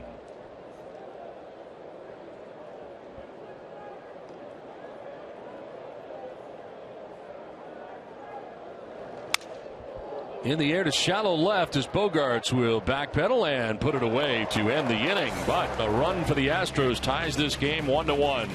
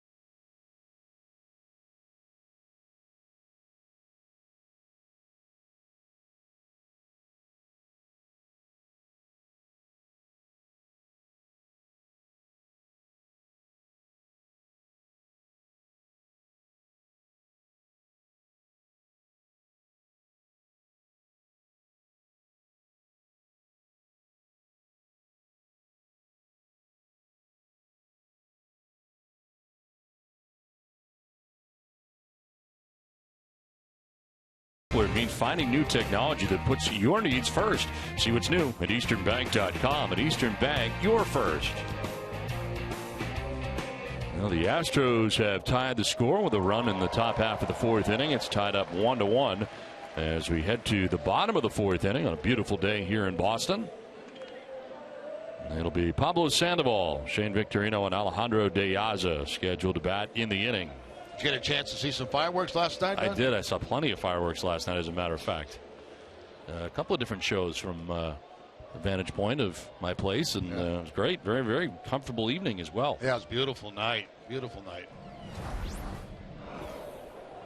Pablo Sandoval singled to center field in the 2nd inning and scored a run. I understand you watched your Tina Turner video for the 45th time now. Well, I did it. I watched it before the Esplanade show, and you were very good last night conducting the music. This is lined into right field. A base hit for Pablo Sandoval. His 2nd hit, 2 for 2 today. Now there you were. Thank you, Maestro, for 20 great years. Of course, it was Keith Lockhart, but it's really Don Orsillo. And they put on a terrific show last night. It's actually Keith's job and has been for 20 years. Yeah, the only thing I didn't like about the show was great. Yeah, and the fireworks were great. But you know what I wish they stopped doing?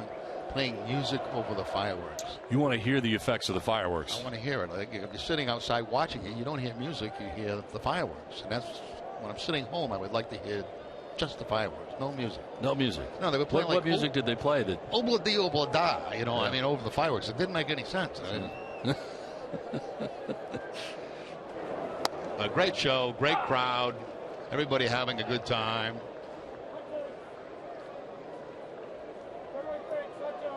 Shane Victorino fly to right in the 2nd inning, 0 for 1.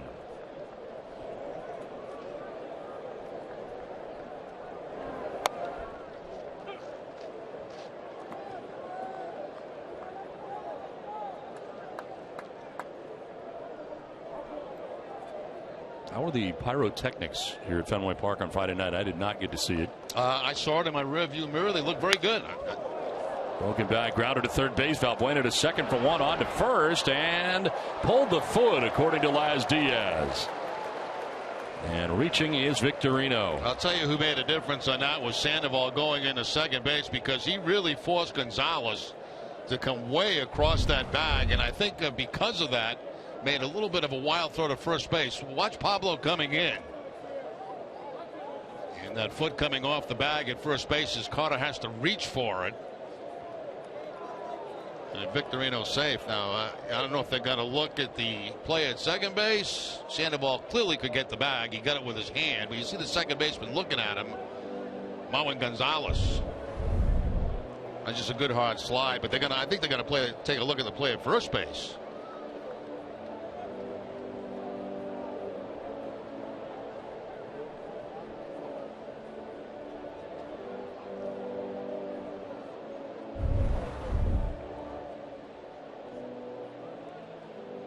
There's the stretch. Does the foot come off? Tough to tell from that angle there.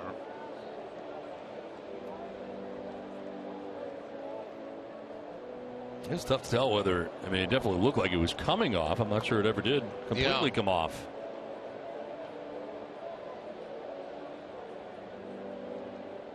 From that angle, it did look like it slid off the first base bag. It's going to be another tough call for the umpires. Well, watching this back in New York. So much so that I'm not going to throw my opinion out there at all. No. Because I'm not sure. I'm not sure either. I'm undecided. Off, and he's still off.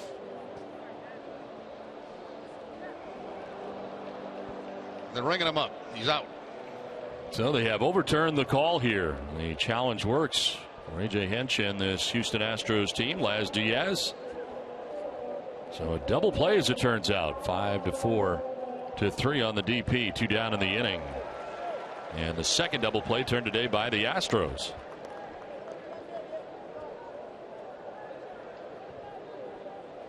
Alejandro De Aza walked in the second inning. It's his second look today at Lance McCullers.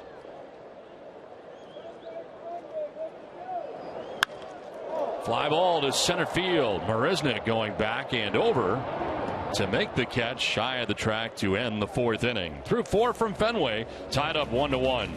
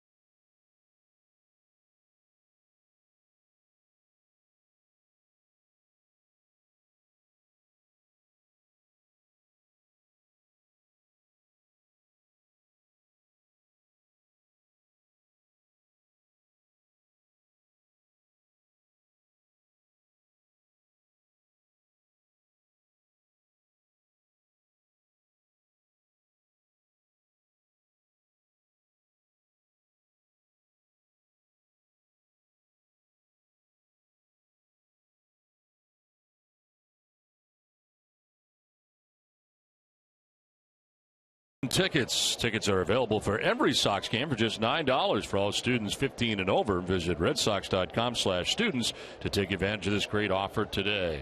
Some great sunglasses. So we play along here to the 5th inning. Game tied up 1-1. Preston Tucker, Carlos Correa, and Evan Gattis. 2, 3, and 4 now for the Astros. Long inning for Eduardo Rodriguez in the 4th. 85 pitches now in the game for Rodriguez, and this is only the 5th inning. 38 pitches in the 4th inning.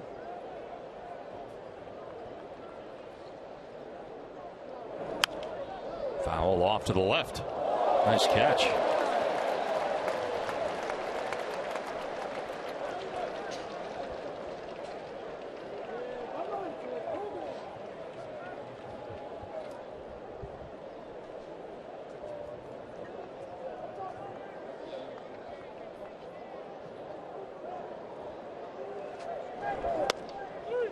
Outside, a ball, 2 strikes. No, it's strike 3. Rung him up. So Tucker is down by way of the K, and that is 6 strikeouts for Eduardo Rodriguez. Well, after the 3rd out of this inning, TC and Jim Rice will have the mid-5th studio show presented by GMC. Don't go anywhere. One down here in the 5th. Brings up Carlos Correa. He singled to right in the 1st inning, reached on an infield hit to 3rd in the 3rd. Now shows bunt, pulls it back, and takes strike 1.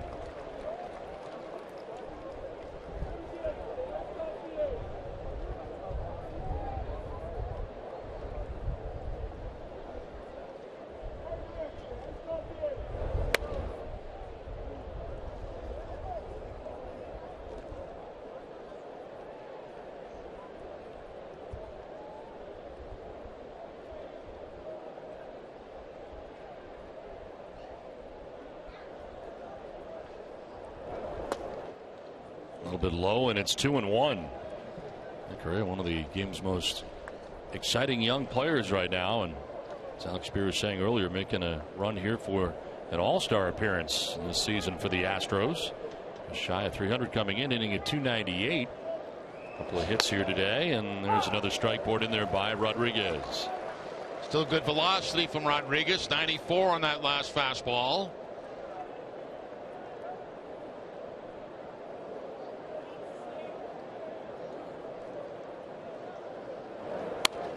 Up and away for ball 3, full count. Tampa Bay still has a lead against the Yankees on top 4-1 in the 7th inning now in New York.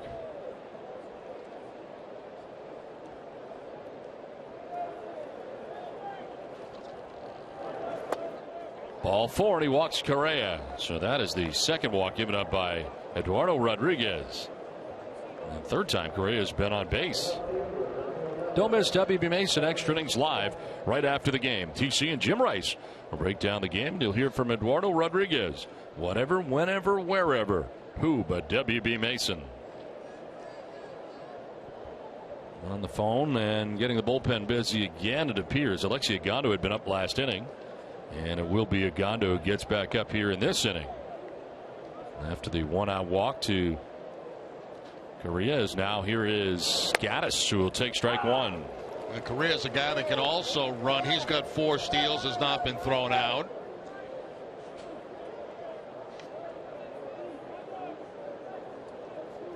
Houston Astros first in the American League in stolen bases.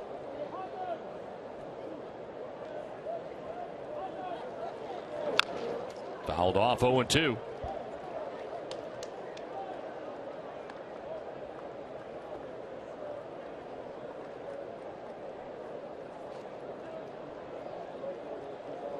Jim Crane, the owner and chairman of the Astros here today, and certainly enjoying the way things are going right now for Houston after some tough years.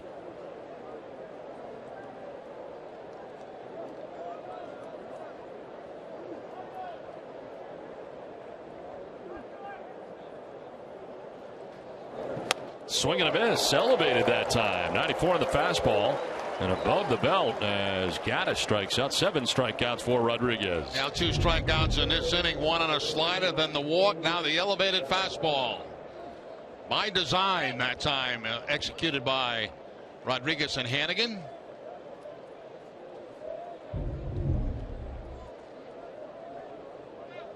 Two outs, Correa at first base, and Luis Valbuena, the batter. He walked to lead off the 4th inning and came around to score the Astros run. Driven in on the RBI single by Jake Marisnick. Oh, swing and a miss for strike 1. Another fastball.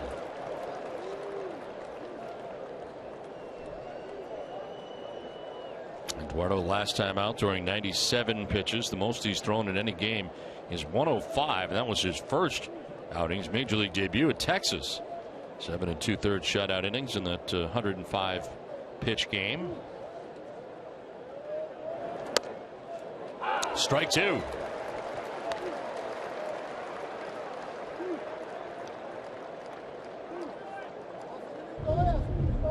Back to the outside corner with the fastball. Jumps quickly ahead. No balls and 2 strikes. Shakes off a couple of pitches. Likes that step off throw to first, doesn't he? Mm-hmm. Kind of slings it over there to first base.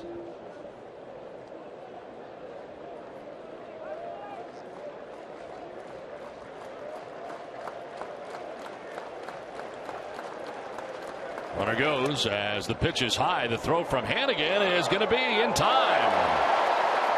Caught stealing at second base is Correa, and we'll see if they're going to challenge this or not, as A.J. Hinch out of the dugout here wants the umpires to hold on a second while his staff takes a look. Correa thought he beat it, and they are going to challenge it. Well, let's take a look. There's the high bounce right there to Bogaerts. Jeez. We are getting some close ones, Don. We have no cookies. You know what I mean?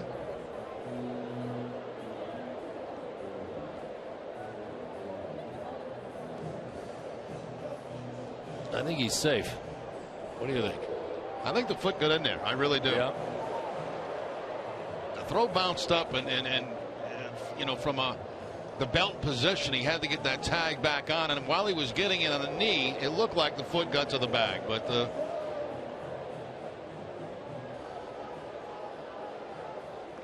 with our track record, yeah, I would pay no attention to what we have to say at all on these. As a matter of fact, the whole game.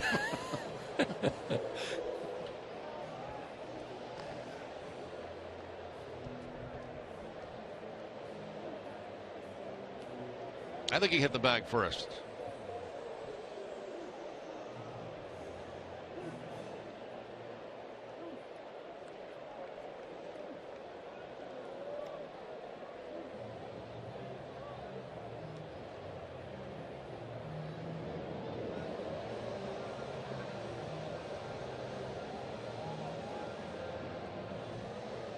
Big call, too, because if he is out, the Red Sox are out of the inning. If he's safe, they get a man in scoring position. He is safe, so it's overturned again. The Astros have won 2 challenges here today.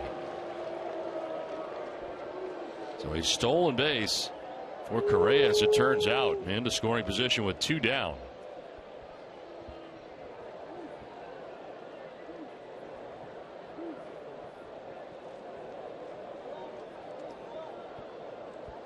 Ball 2 strikes here to Luis Valbuena, who has singled to center and walked, scored the Astros' only run. Now trying to drive in the go-ahead run. 100th pitch coming up here for Eduardo Rodriguez.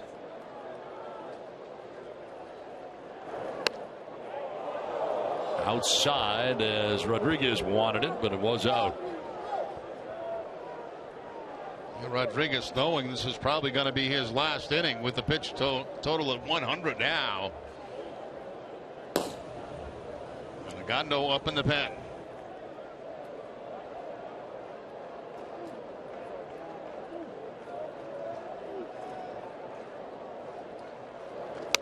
Swing and a miss, strikes out Valbuena, and they leave Correa at second base. Halfway through, tied 1-1.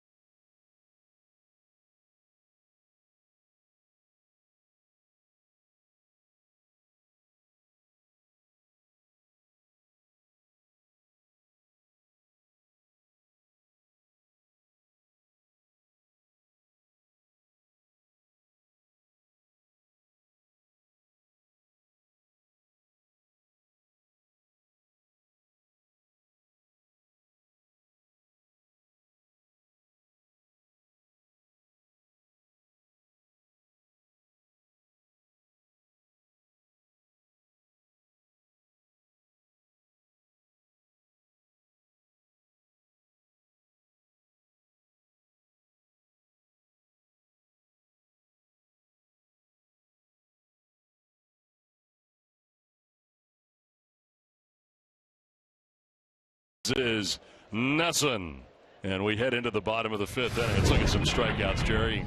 Well, 3 strikeouts in the 5th inning for Rodriguez. The first one coming on a slider right there, and then it's a fastball elevated to Gaddis, and the fastball to Valbuena on the outside part of the plate. So that could be the day. I don't know if they would send Rodriguez back with his pitch count over 100 right now. 101 pitches, get a handshake from the manager. I think he is done.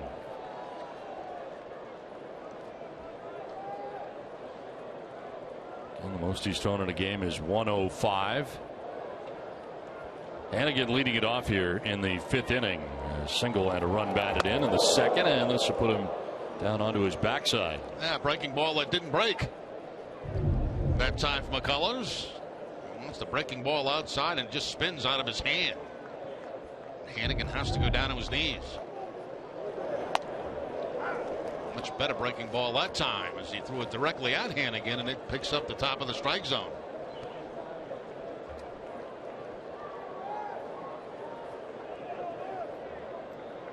Hannigan with an RBI single in the 2nd, picking up his 6th RBI of the year. Lance McCullers' pitching line is brought to you by your Eastern Lexus dealers. 4+, 5 hits, a run, 3 walks, 3 Ks. Pitch 81 coming up. And a liner foul off to the right, out of play. Very shallow at right field is Preston Tucker with the 2 strikes on Hannigan. Remember, Hannigan went in that direction for a base hit to drive in a run back in the 2nd inning.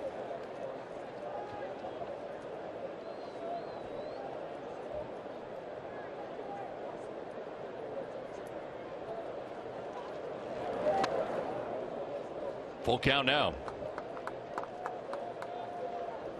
Hannigan to be followed by Betts and Holt here in the bottom of the 5th. Did he hurt his finger that time trying to snap off the breaking ball?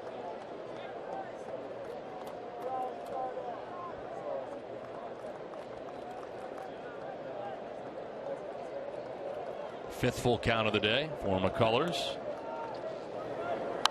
And a foul back. Look at that previous pitch.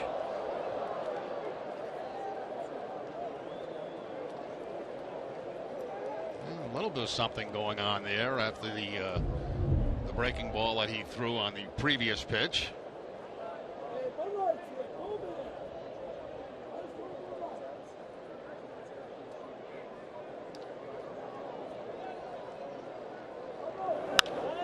Line into right field, a base hit for Hannigan, who's 2 for 2 today.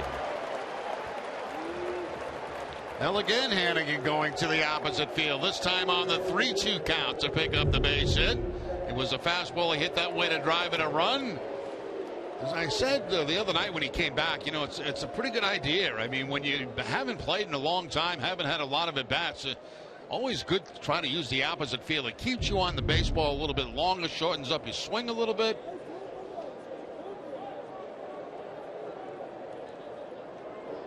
Lead runner on here for the Red Sox as Mookie Betts stands in, and on the grass at third, Valbuena.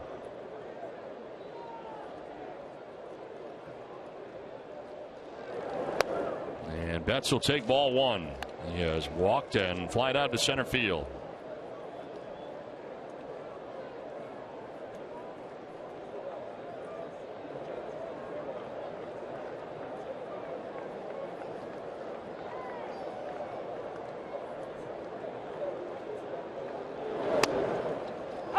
Strike evens a count of 1-1. Both teams with a run, both teams with 6 hits. Neither team has made a miscue yet in the game.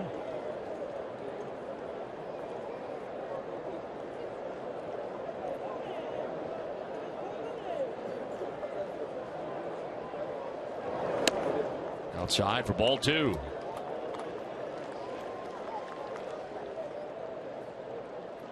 Tony Sipp, a left-hander up for the Astros, who we have seen in this series. Pitched in game 1 of the series, and first action we've seen out there in the pen today.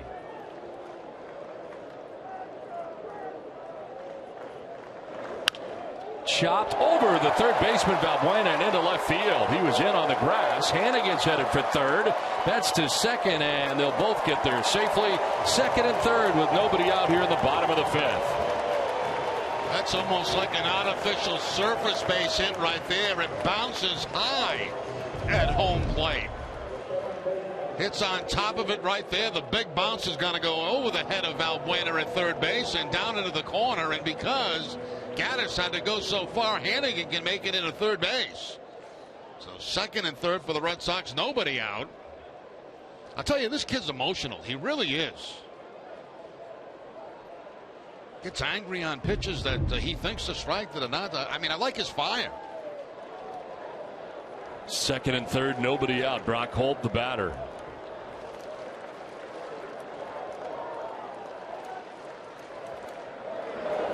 Down and in. To the backhand went Castro. That time to save that from the backstop.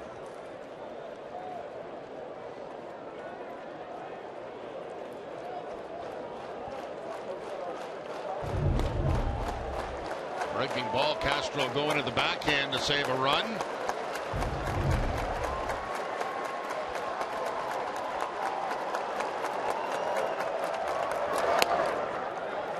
Two and 0.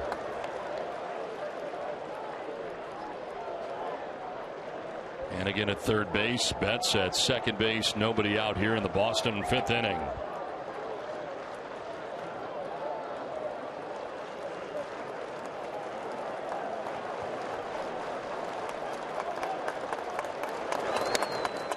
Strike one.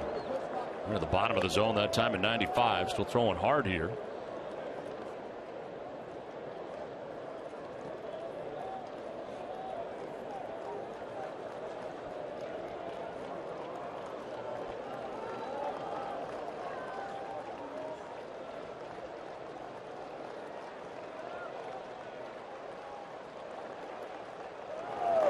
Swing and a miss. Elevated that time, and Holt chases the high fastball. Yeah, he's still got good velocity too at 94. That time elevating the fastball up and away.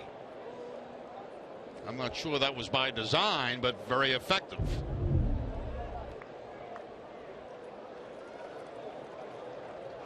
Single by Hannigan to start the inning. A double by Betts. Second and third, nobody out in a tie game. Xander Bogaerts on deck. Holt protects the plate and fouls it off to the left.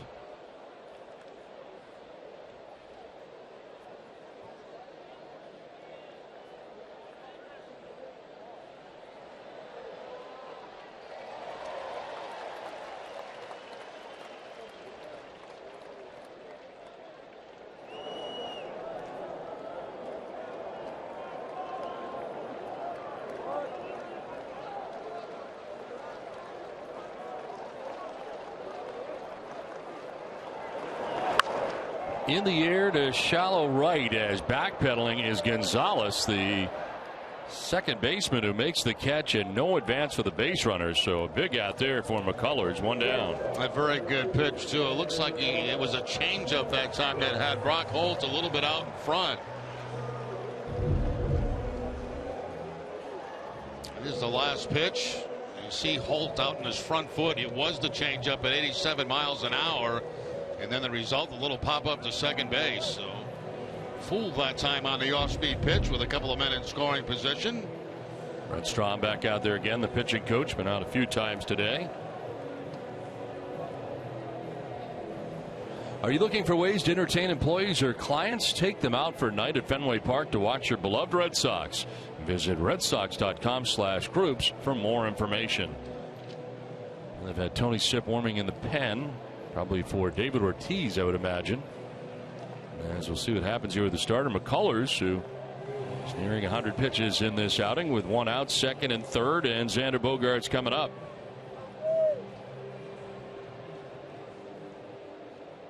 Bogaerts today has reached on a fielder's choice and had an infield hit to shortstop as one of the Red Sox 7 hits.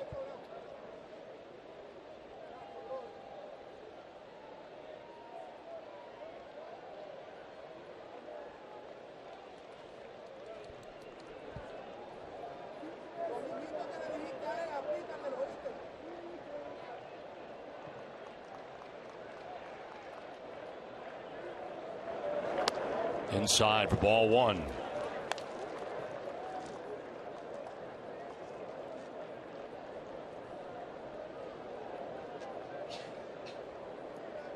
And again at third, Betts at second with one out here in the fifth.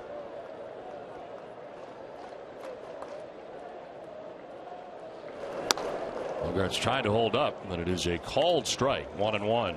Got the infield in for the Astros in a second and third situation. I don't think that they'll play contact with Hannigan at third base. And by contact, I mean any ground ball to the infield. That runner at third takes off as soon as he reads ground ball. I don't have the feeling they'll do that in this situation. Ortiz on deck.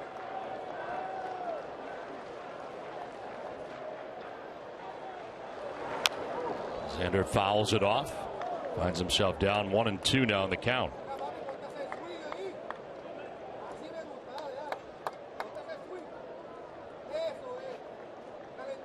It's not been a big strikeout day for McCullers. He has struck out 3 today. In fact, he has walked as many as he has struck out, and has now reached his average at 97 pitches.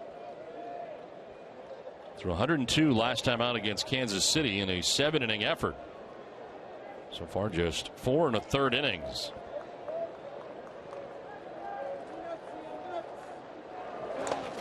In the dirt, did he go? No. I checked with Laz Diaz, says he didn't offer. Another good block, too, by Castro behind home plate. No swing there by Bogarts. A good call at first base by Diaz, and here's the block again by Castro to save a run.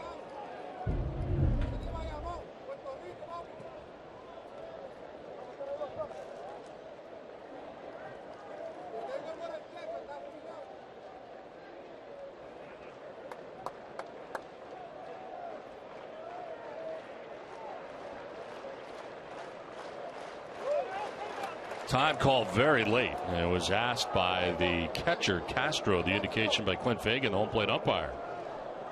Yeah, Fagan, the umpire, wanted the pitcher to know that it was his own catcher that had the late call.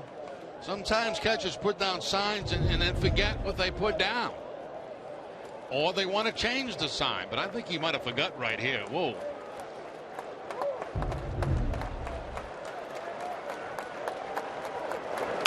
Bogarts grounds it foul by the Astros dugout and above it.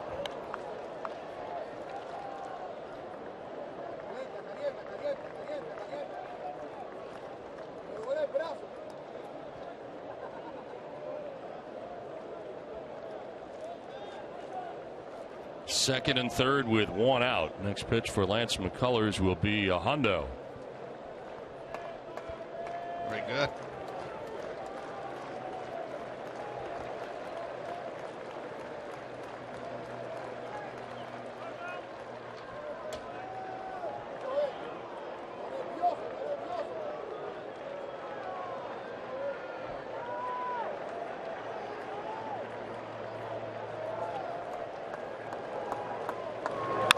On the ground to the backhand goes Gonzalez. He comes plateward, and out at the plate is Hannigan. So they have the infield in. Hannigan takes off on the ground ball to second base and is thrown out at the plate for the second out of the inning. That surprised me a little bit because I didn't anticipate them playing contact with Hannigan at third base, and that's a heck of a play by Gonzalez, who has to slide, get up, and still makes a pretty decent throw to home plate. Now, is the tag there? Yes, the tag is there.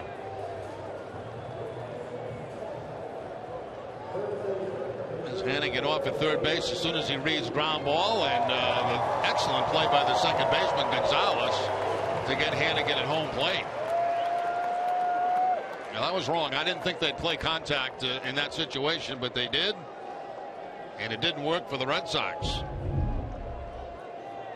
And the reason you thought they wouldn't, the speed of Hannigan? Yes, and with Ortiz due up next. So first and third, taking third was Betts on the fielder's choice. Bogarts reaching, so 2 down. A chance here for David, who has had a tough game against Lance McCullers, striking out against him twice. Once in the first and once in the third. Now we may see the lefty sip, but it is the right-hander, and a ground ball shift on. Correa will throw out Ortiz and end the inning. As the Red Sox had runners at second and third with nobody out, cannot score. Game tied 1-1.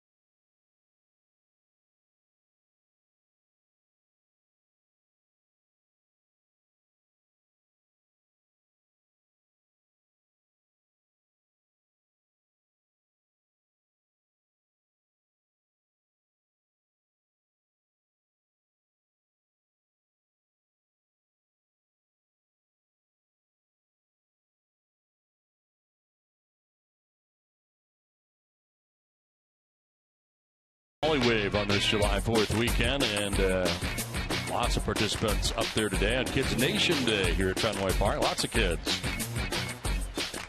There it is. There's the boiler move right there, Jerry.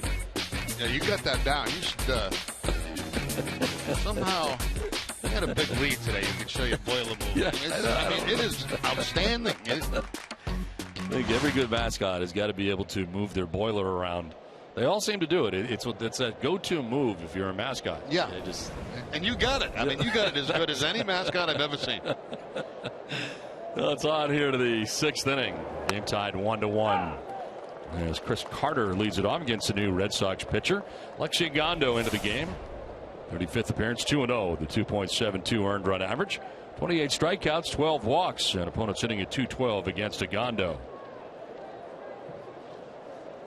Eduardo Rodriguez going the first 5 innings, and that 4th inning was very taxing for him. 38 pitches in that inning and drove up the pitch count to 101 through 5.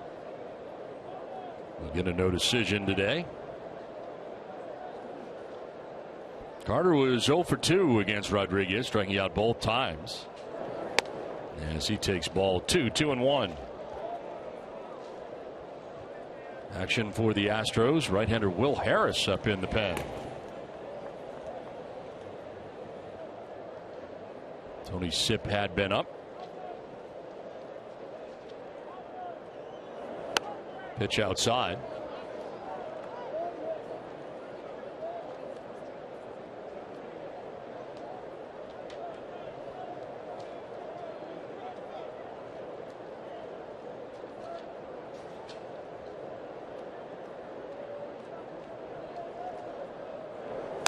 Outside, a leadoff walk. So Carter aboard to begin things here in the 6th inning. 3rd walk allowed by Red Sox pitching. It's time for today's T-Mobile game changer performance. And the play at the plate here as going down is Hannigan. Nice play at second base by Marwin Gonzalez. You know what's so good about those plays for infield is the fact that you almost never practice those. I mean, you really don't. When you're taking ground balls before a game, you take your normal ground balls, make some double plays, do things like that. But you very seldom do you practice throwing guys out at home plate. You can't do it during batting practice. A leadoff walk here for Chris Carter. Lead runner on here for the Astros. 3rd time in 6 innings that's been the case. Here is Marwin Gonzalez. He's had a good day today. Not only defensively, what we just saw, but 2 hits today. Single to center, single to left.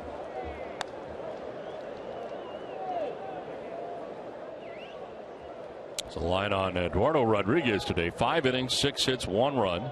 Walked 2, struck out 8. Not part of the decision.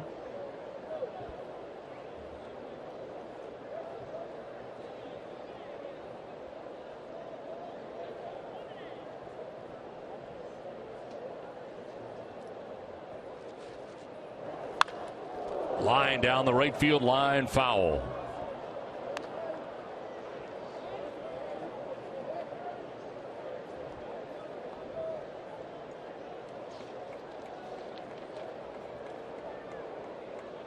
Gondo last worked on Thursday night at Toronto.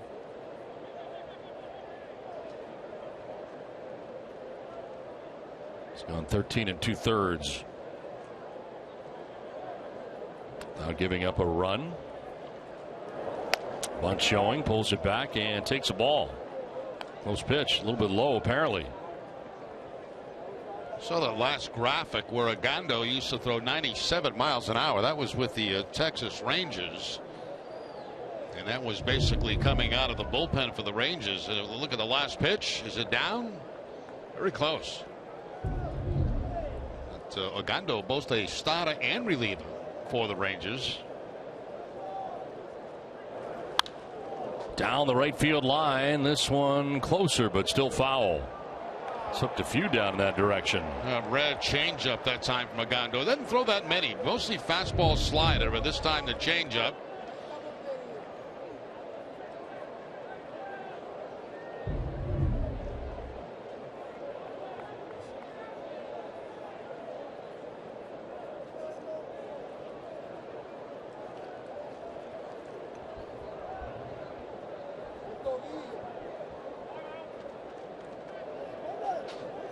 Chris Carter leading it off with a walk. Now Marwin Gonzalez in a battle here. The count of 2-2.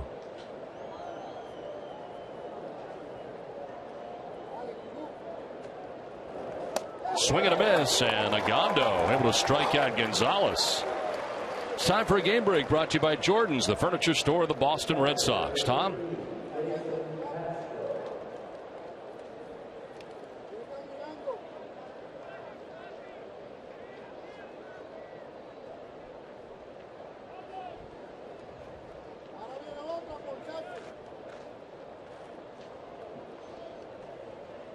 All right, Tom, thanks very much. Back here at Fenway Park with a runner at first and one out in a tie game.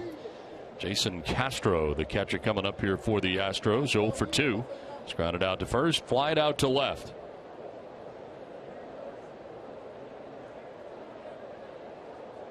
There goes Carter at first, a swing and a miss, throw down to second, and he will be safe. So Carter steals a base here, gets into scoring position. Appeared to surprise the Red Sox. Yeah, only his second of the season has not been caught, but anybody on this team will go. It's the high leg kick they take advantage of right there from Agondo. You can see how high that leg kick was, and that gives Carter a couple of extra steps at first base.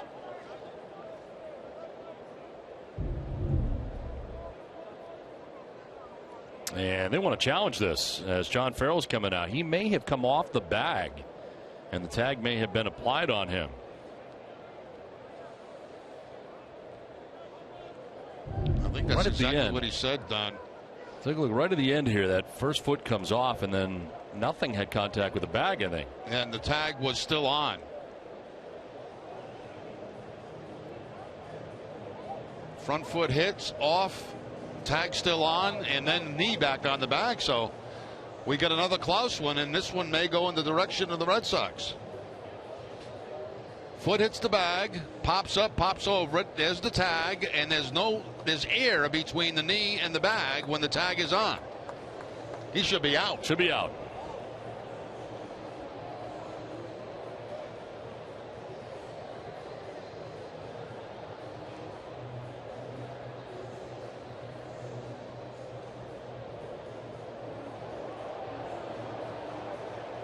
Tough to tell from that angle there because we're getting the backside of the leg of Carter, kind of blocking the bag and blocking the air that we saw on the previous one.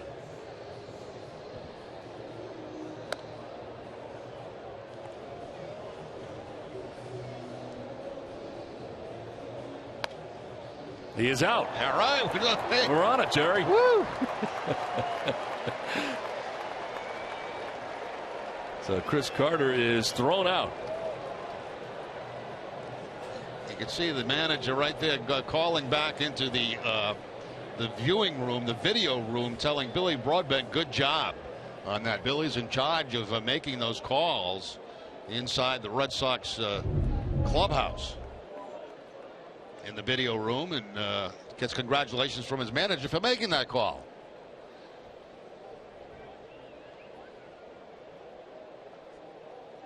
Good job. 2 down here in the 6th inning. Jason Castro jumping out of the way. The pitch down and in, evens the count at 1-1. That was a real good job too, because I mean that looked safe all the way, didn't it? Oh yeah.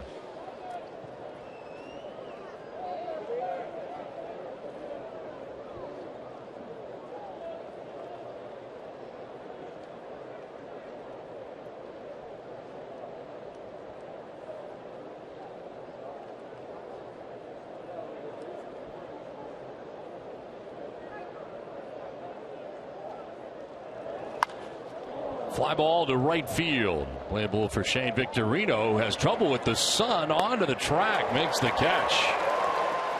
Battled it all the way. 5.5 done from Fenway. Tied at 1.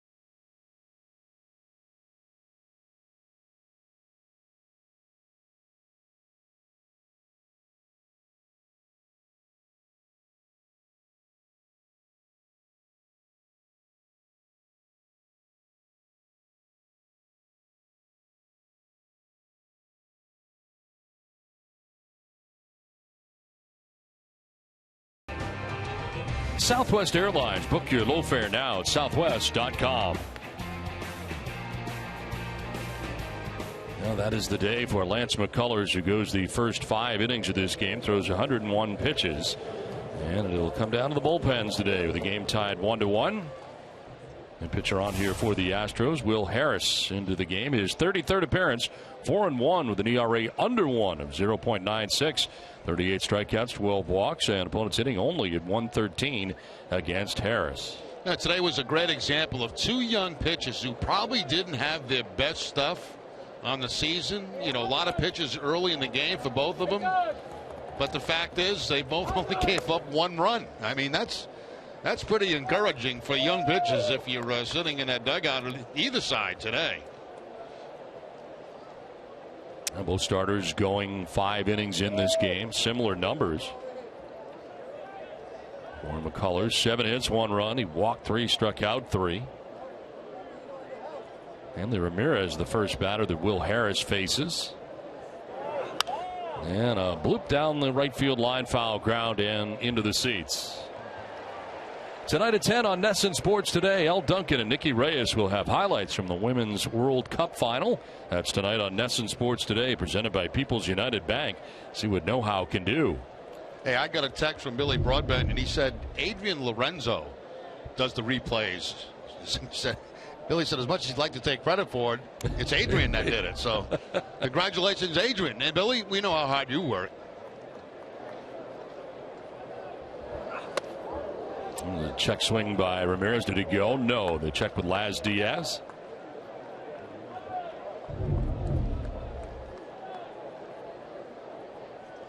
Nope.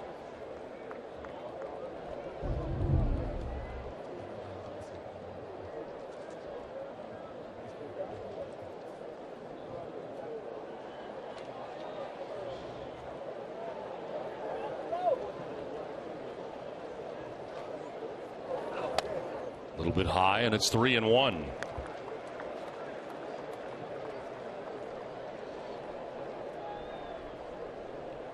Pablo Sandoval, then Shane Victorino as the Red Sox bat here in the 6th inning.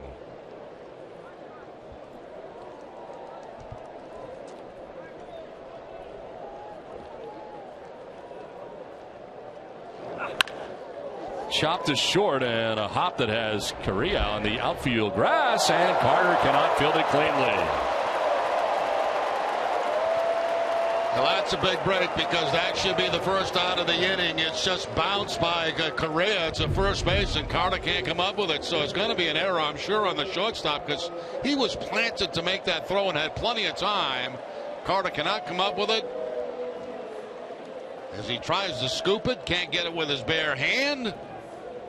And Ramirez safe at first base. And Harris doesn't like that at all. No. And if I was playing behind Harris, I wouldn't like that at all. Ramirez at first on the air, committed by Correa. Now Pablo Sandoval.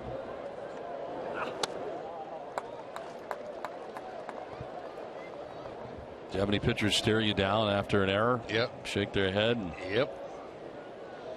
Didn't like it.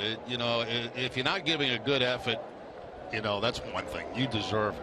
But when you are giving a good effort, you don't deserve it. And Gaylord Perry was one of the worst I've ever seen. It was just horrible what he would do to his infielders and outfielders if they didn't make a play for him. I mean, he just stare them right down, in front of everybody. And, if a guy's not giving you good effort, you got every right to do that. But if the guy's trying, what can you do? Not trying to screw it up. Looked like Correa made a pretty good effort at shortstop there. And especially on the hop, had to take it to the outfield to backpedal there on that one because he knew it was going to explode. I've seen fights in the dugout because of that. Really? Yeah.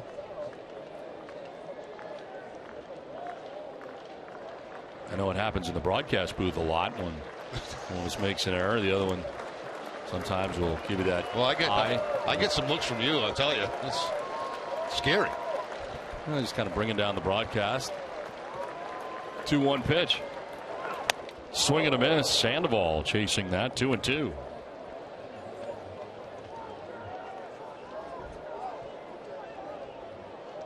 So Sometimes you take your jacket off a little early in the game for my liking.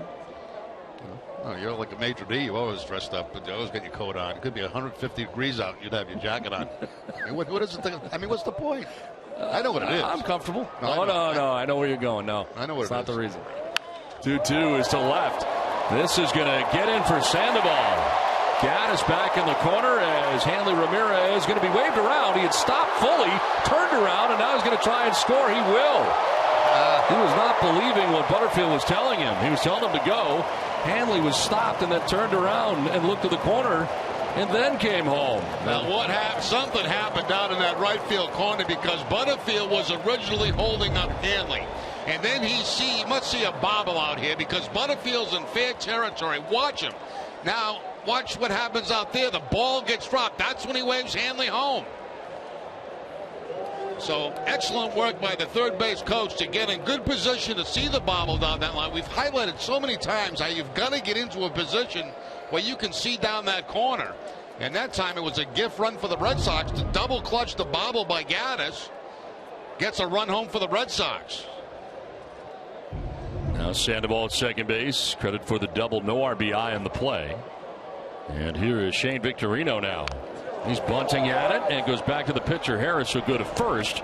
And on to third base goes Sandoval. Good job by Victorino getting the bunt down, getting the man to third base on a close ball game. Now with one out.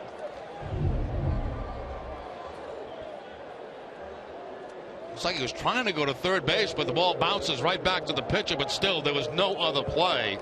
Well, I'd love to see a squeeze here. I don't think we will, but it would make my day. Sandoval at third base? Why not? It's not the runner to third. It's the guy bunting the ball. Just get it down.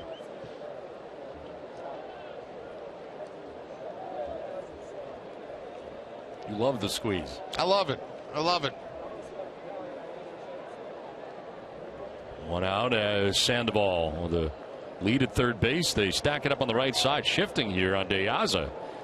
Right at the lip of the grass they're in.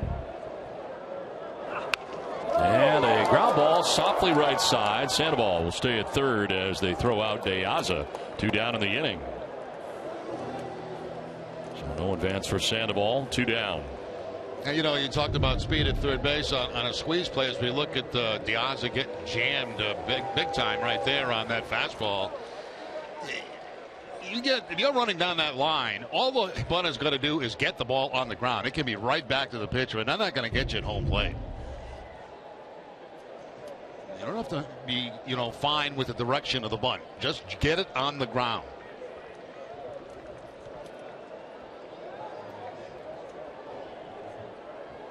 Two down here in the 6th inning with Sandoval at third and Hannigan 2 for 2 today out of the 9 spot. As Sandoval on that third base line, and of course not going on contact. The Red Sox tried that once in this game. It didn't work.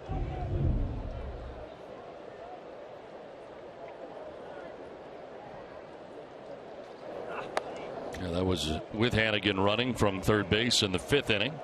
Went on contact and was thrown out at the plate by Marwin Gonzalez.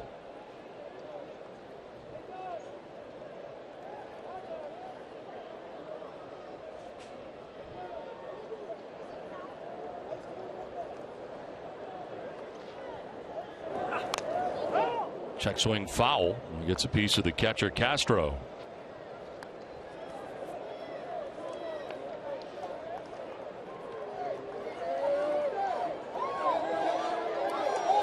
One in here for the Red Sox in the 6th inning. With Sandoval at third base, 2 outs, and a count of 1-2 to Ryan Hannigan.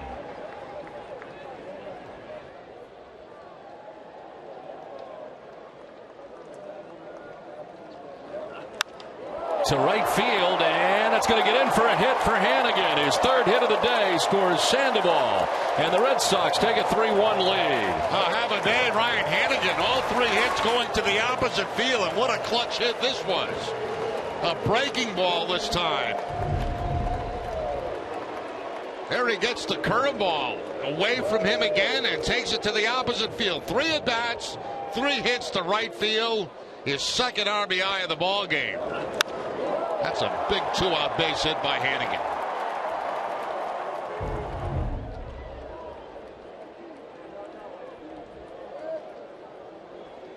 Had one last year in April with a 3-hit game here today, and now 2 RBIs for Hannigan.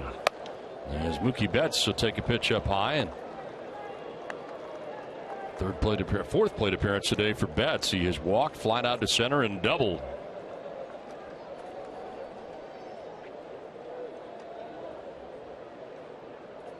So a 2-run inning, and it all started with the error by the shortstop on the throw.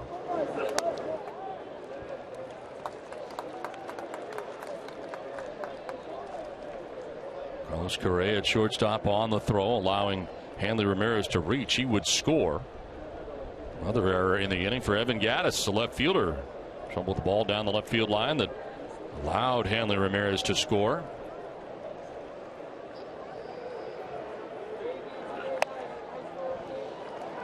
Three and 0.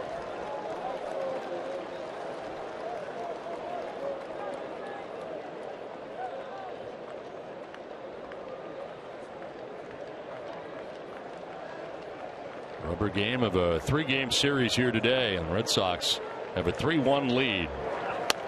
There's a strike, 3-1.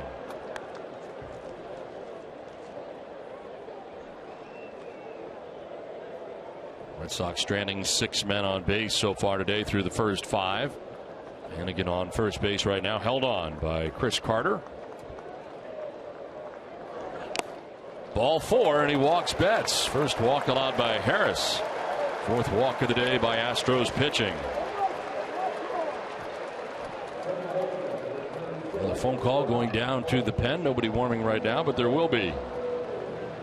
As Castro goes out to talk to Harris here.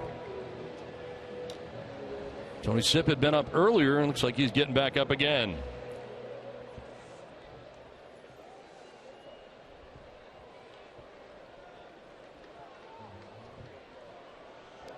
This summer, pump up the fun with Irving Oil. You could win a Ford Escape, a Can-Am Spyder, $5,000 in cash, or other great instant prizes. Visit a participating Irving Oil, irvingfun.com for details. Brock Holt takes strike 1 right at the top of the zone. Brock has struck out looking, singled to right, popped out to second base.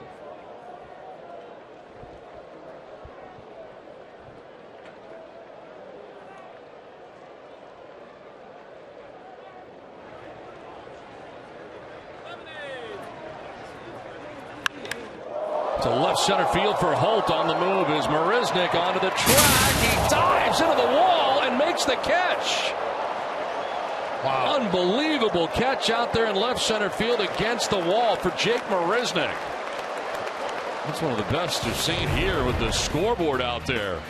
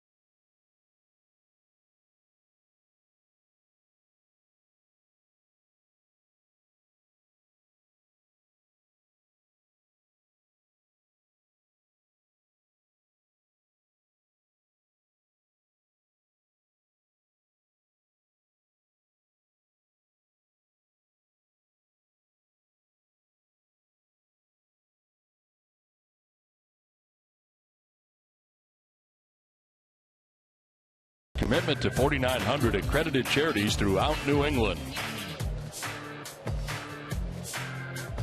Well, the Red Sox have taken a 3-1 lead thanks to 2 runs in the bottom of the 6th inning. Looks like they're going to grab some more before that great catch out there in center field. And here he is leading it off, Jake Marisnick.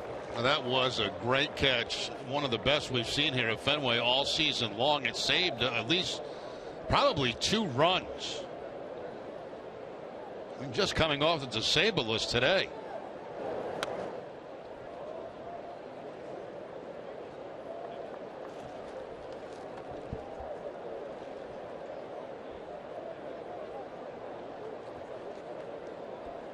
And a single and an RBI in the 4th inning. The lone Astros run on the day. High for ball 2, 2-1. Gondo came into the game in the 6th inning.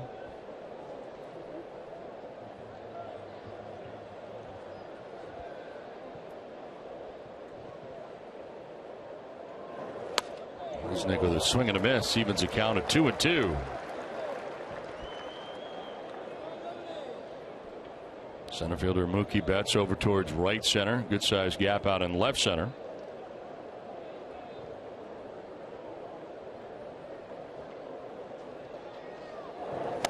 Swing and a miss. Segundo, his second strikeout, 1 down. Let's take a look at the Toyota play of the game, and it was the catch by Jake Marisnick out there in left center field, up against the scoreboard.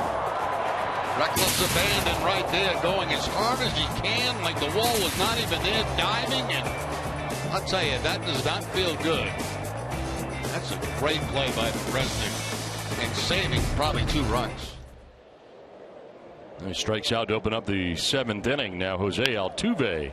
Grounder by the dive as Sandoval's a fair ball. Off the box seat, Xander Bogaerts out to get it. And Altuve's got his first hit of the day. Altuve now with a 13-game hitting streak as he goes right down that third base line. Sandoval in tight, and just in case of a bunt. By the dive and just over the bag. Well played by Bogaerts, and that's going to hold Altuve to the single. .373 average during the 13-game hitting streak.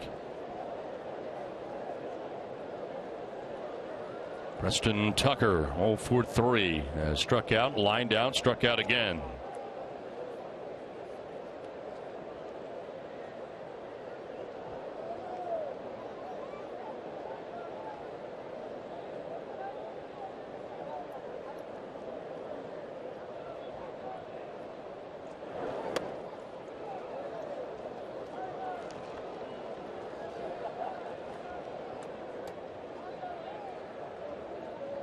Coming into this game, Agondo leading the Red Sox in relief innings, 36 1/3.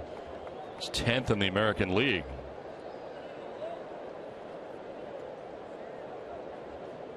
Agondo, who has been very good, has allowed 11 runs this year. 8 of them have come via home runs. Fouled back to the screen, 1-1. And down by 2 runs is not going to stop the Astros either. You know, you got Altuve at first base with 23 steals on the season.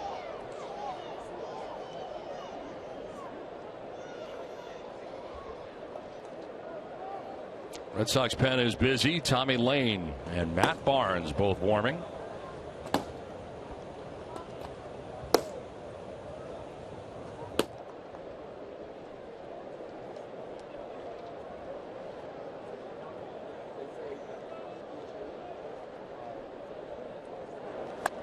Swing and a miss, and it's a ball and 2 strikes to Tucker. Good fastball up in the zone, up and out of the zone actually that time from Agondo.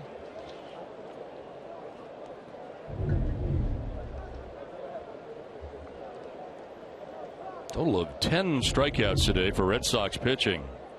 Eduardo Rodriguez had 8 in his 5 innings. So far, Agondo has 2.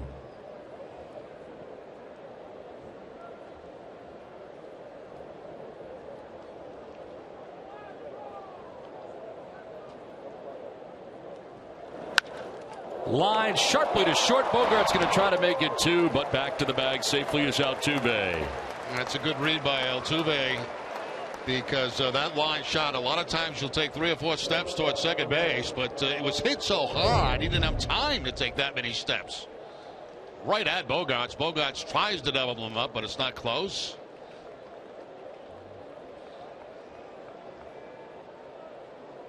You got a softer line drive, and you got a guy out there with maybe 3 or 4 steps, and you got a chance to double him up, but not on a hard line drive like that. Ortiz looks like he's talking to his son or something, doesn't he?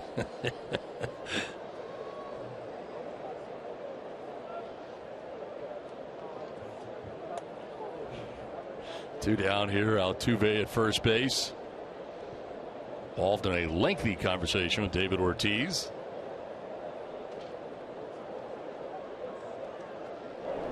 Correa takes strike 1. Already been on base 3 times today. A single in the first, a single in the third, walked in, stole a base in the 5th. So he's got 2 of the 7 Astro hits today.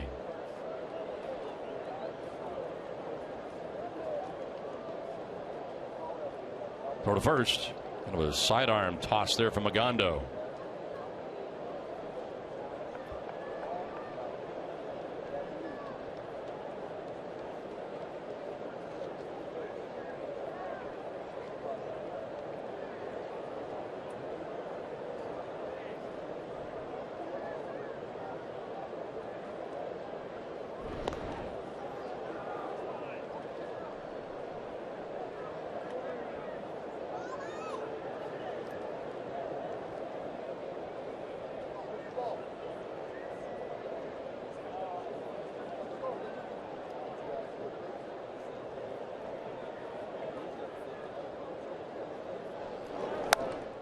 Correa takes it up and away. Ball 1.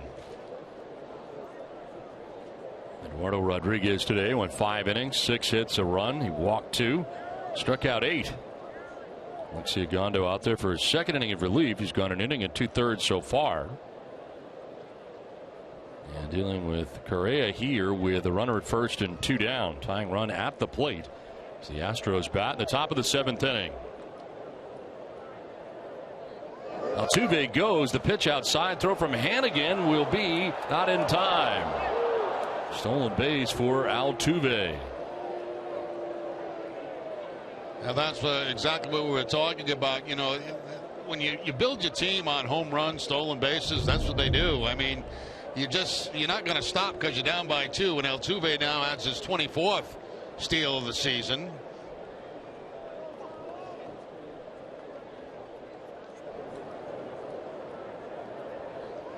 Himself a little bigger lead that time as he heads to second base. The head first slide.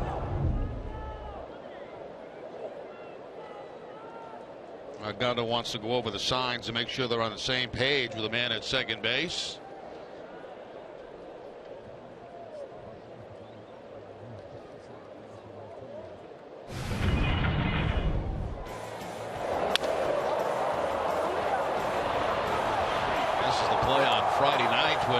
Altuve was trying to turn over a double play and hit that David Ortiz right off the top of the helmet.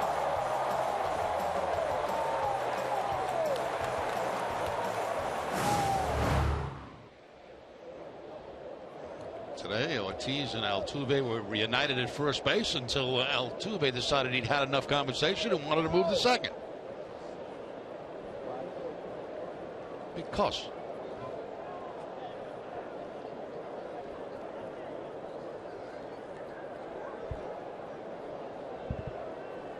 Two down, Altuve in scoring position. Correa waiting on a 2-1 pitch.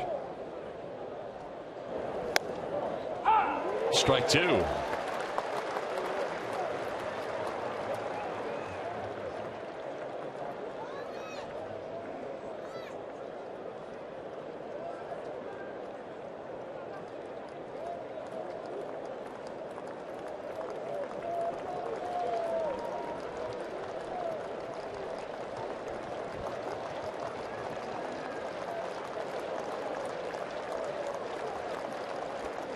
Two pitch.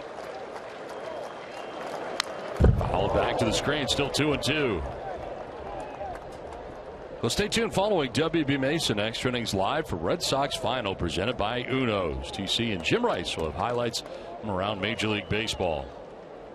Evan Gattis waiting on deck here for the Astros. Runner at second base, 2 down. Gondo has now thrown 28 pitches here in relief.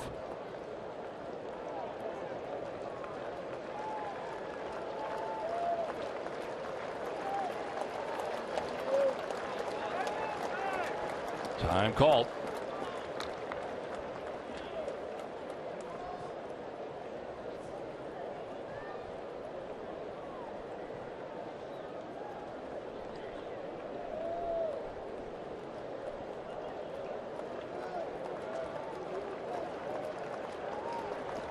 Two pitch. In the air to deep left field. Ball is back, and that ball is gone. Into the monster seats. A 2-run home run for Correa has tied this game 3-3.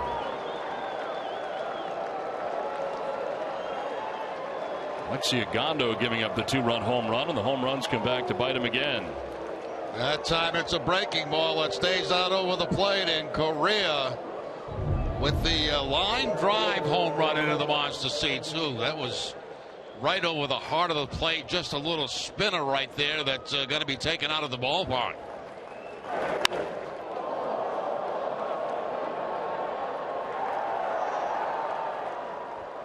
So a whole new ball game. Now Evan Gattis takes a pitch outside for ball 1. Gattis has fly to center, popped to short, and struck out swinging.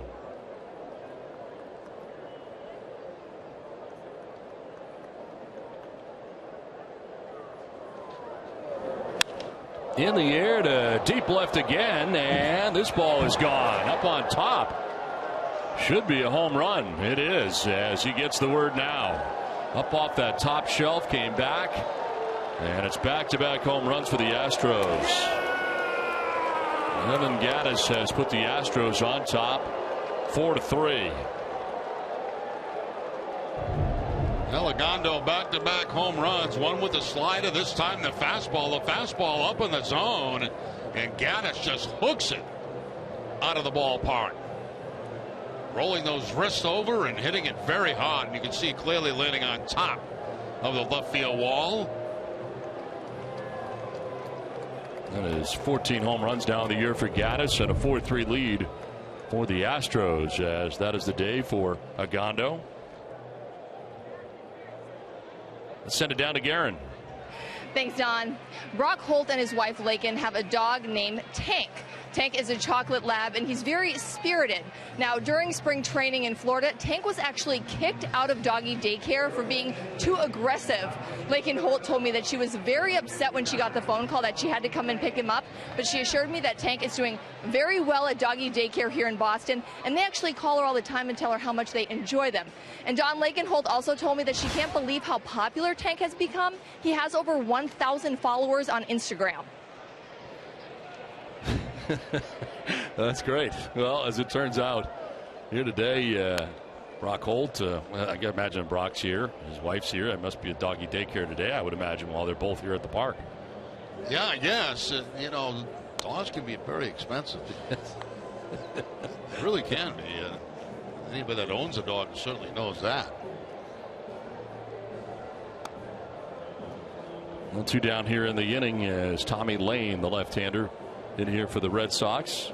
Tuesday, and an all-new Red Sox report. Go inside the draft room, relive Brock Holt's historical cycle, and catch up with the latest class of Red Sox scholars. Catch the Red Sox report Tuesday at 5. So Gondo done after an inning and 2/3, and here is Tommy Lane, 33rd appearance, 0-1, 3.46 earned run average in 26 innings, 28 strikeouts, and opponents hitting at .227 against Lane. Through an inning and 2/3, giving up 2 hits, a walk, had 3 strikeouts on Friday night against Houston in the first game of the series. He's now appeared in a career high 33 games on the season.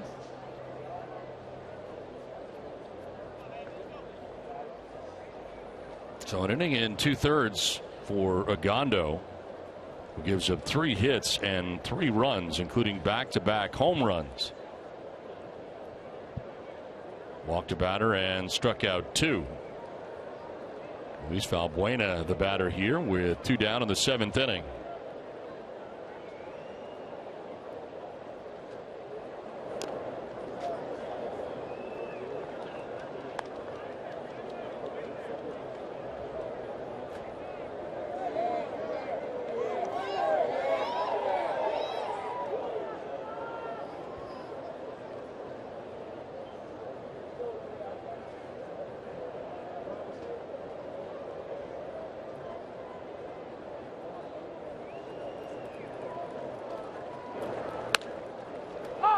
Strike evens a count of 1-1.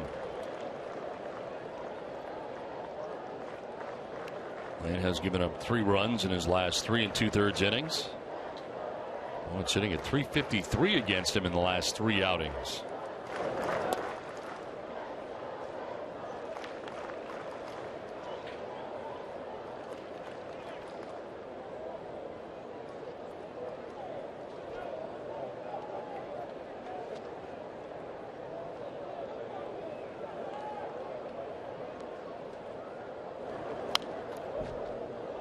Two balls, 2 strikes. Got away with one right there. That breaking ball just stayed inside, but Valbuena fouling it off. Wants to go down and away with that breaking ball, but it stayed inside, and fortunately, just a foul ball.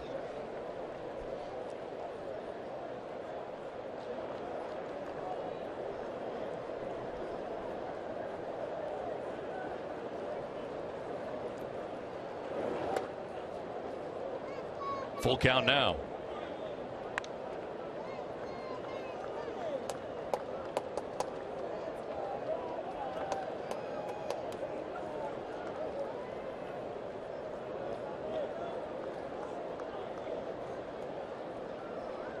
Left-handed batters hitting at 180 against Lane, as this is popped up foul off to the left.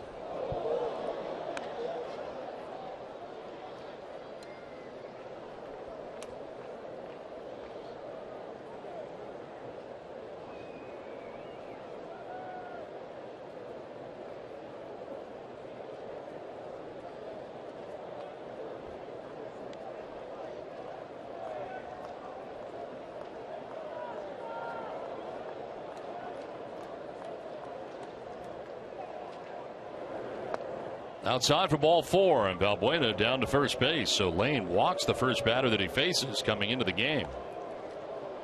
And here comes John Farrell. So it'll be 1 and done for Lane. Unable to get Valbuena. And Matt Barnes has been warming in the pen. Looks like he'll be coming in here next for the Red Sox. He's their 3rd pitcher of the inning.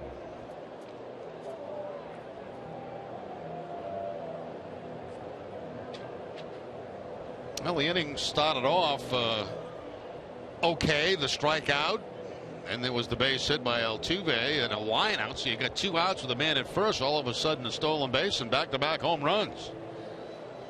If a son or daughter wants to learn more about baseball or the Red Sox, visit NESSENClubhouse.com. It has video games and a whole lot more. It's fun, free, and easy to use. Visit NESSENClubhouse.com today. They're going to go down to first base and check on Valbuena. I noticed him limping down that first base line.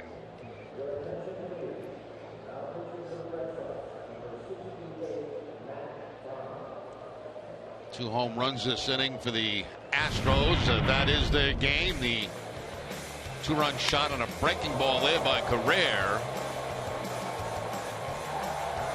And then Gaddis on a high fastball hooks it out of Fenway. Right at the top of the green monster. So we kind of seen in this inning what they're all about, right? Stolen bases, home runs. Seen them both. Yep. Well, Tommy Lane faces one batter, walks him, Luis Valbuena.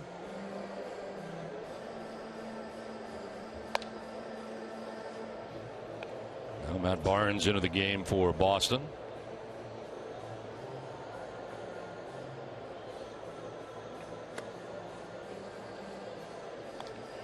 Barnes, the 4th pitcher used by the Red Sox today. 19th appearance, 2-2. The 5.14 earned run average, 21 strikeouts.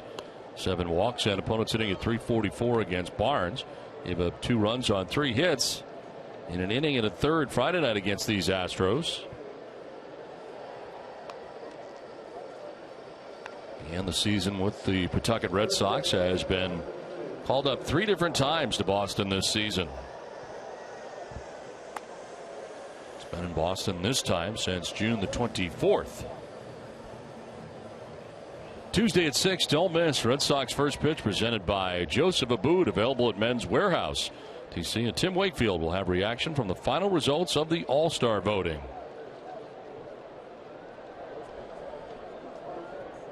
There is Chris Carter with 2 outs and a runner at first base.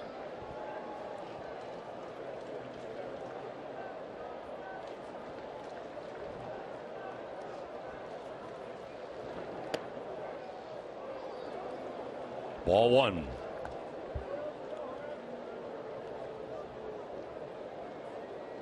Tampa Bay beat New York today 8-1. Blue Jays beating the Tigers today 10-5.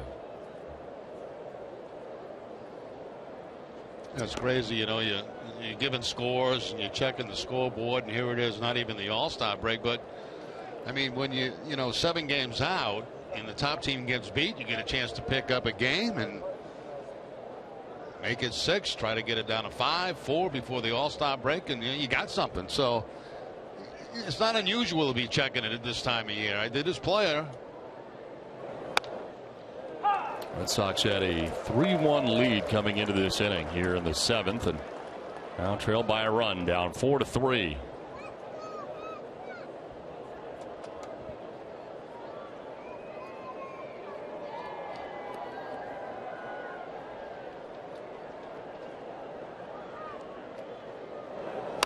Swing and a miss. Carter down 1-2.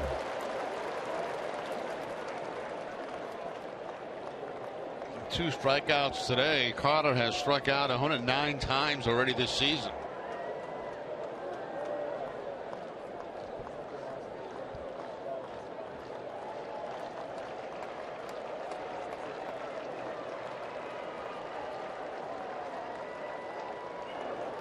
Bouncing in, blocked by Hannigan, and no advance at first base for Valbuena. Nice block by Hannigan, keeps that man at first base and out of scoring position.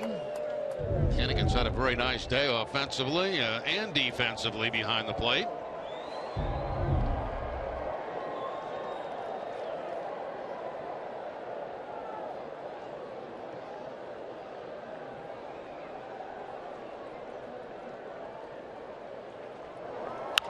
Carter lines this foul.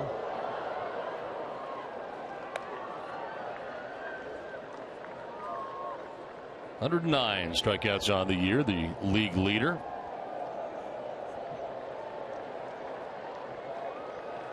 Struck out twice today and walked.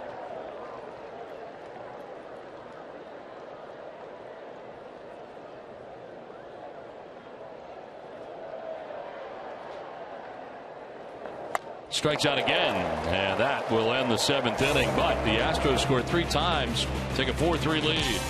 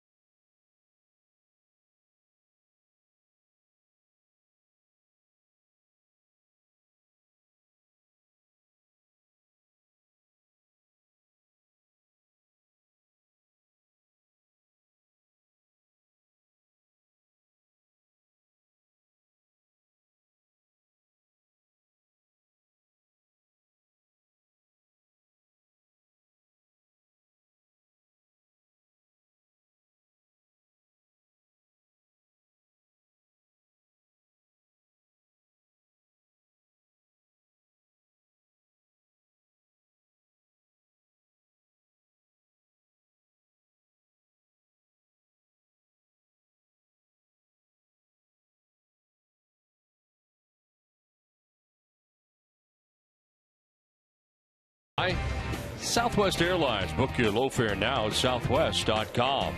Sullivan Tire and Auto Service. Thank you, New England, for 60 great years. And by your local Subaru dealers. Beautiful day in Boston as we play along to the bottom of the 7th inning at Fenway Park. Today's game summary is brought to you by Xfinity. Now, McCullers and Rodriguez starting those two young pitchers today, but neither part of the decision as McCullers goes 5, giving up an earned run, while Eduardo Rodriguez went 5, giving up an earned run. Gaddis and Correa both homering in this last top half of the inning and have put the Astros on top in this game 4-3. Well, Ryan Hannigan's had a big day today, going 3 for 3, driving in 2 runs for the Red Sox as we head to the bottom of the 7th inning. Change here as Kobe Rasmus takes over in right field. And moving from right to left is Tucker, as Preston Tucker had started the game in right, and now Gaddis after hitting the home run coming out, and they've done this in the series for defensive purposes.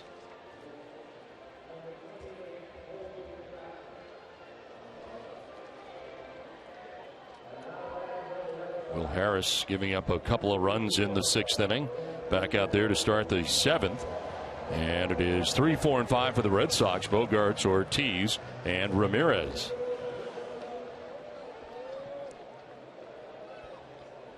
Bogarts 1 for 3 in the game. A single in the 3rd inning. 1 of 9 Red Sox hits on the day.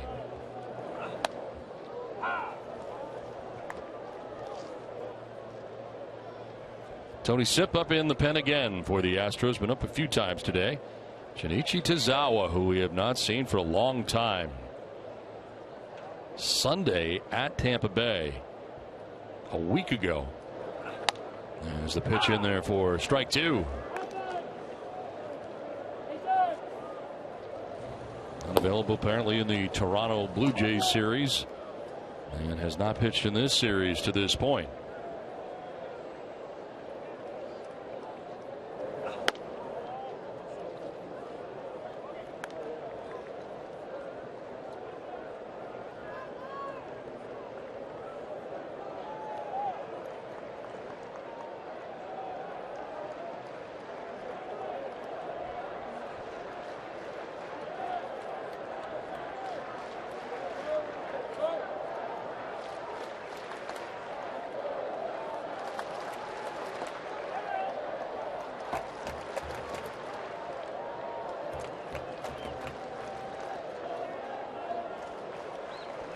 David Ortiz on deck, and Hanley Ramirez here in the 7th inning.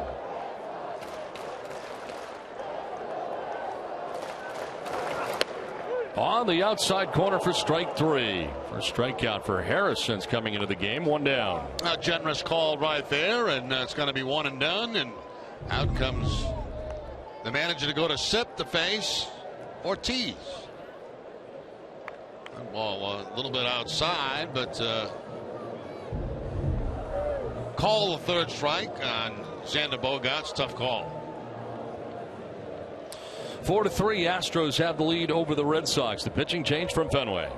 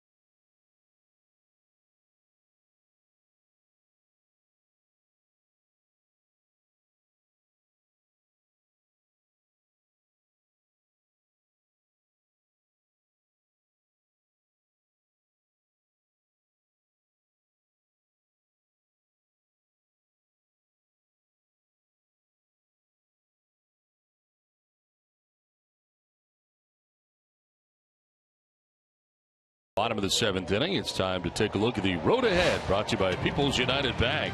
Now, the Red Sox have an off day tomorrow before the Marlins come to town for a brief 2-game series. Another day off on Thursday, pretty unusual, 2 in 1 week. And then the Yankees are here for a weekend series before the All-Star break. And then it's out west, take on the Angels and these Houston Astros before the Red Sox come back home on the 24th of July. Into the game is Tony Sipp, and the left-hander, his 33rd appearance, 2-3 with a 2.73 earned run average, 33 Ks to 6 walks, and opponent sitting at 220 against Sipp. Stack it up on the right side defensively in the shift as Ortiz will take ball 1. Shadows starting to make their way towards the home plate area. Alex Spear, the Boston Globe, lets us know that David is hitless in his last 9 at-bats against lefty relievers.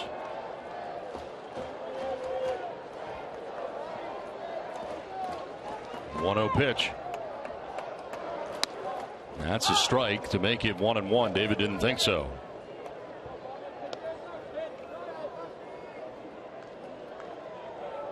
David 0 for 7 in his career against Tony Sipp.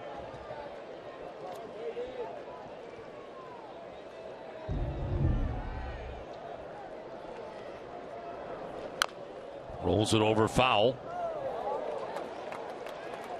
Josh Fields, a right-hander, who worked in the first game of the series, warming in the pen.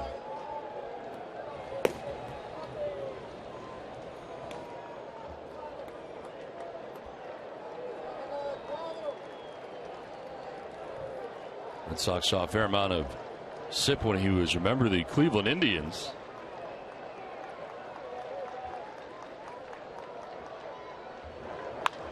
Line foul towards the end of the Red Sox dugout. Remains 1-2.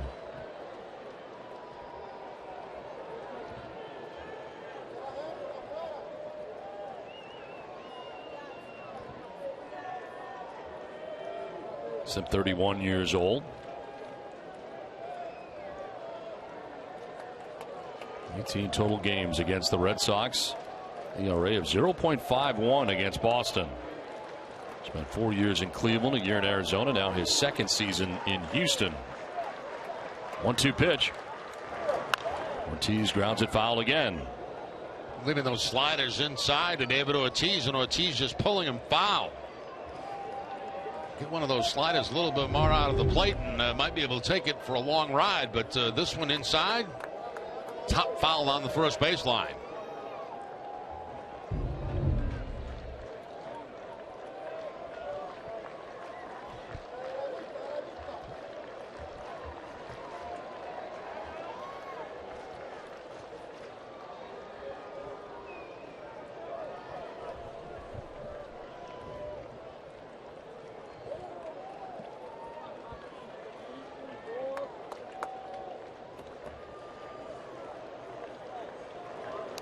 In the dirt, 2-2.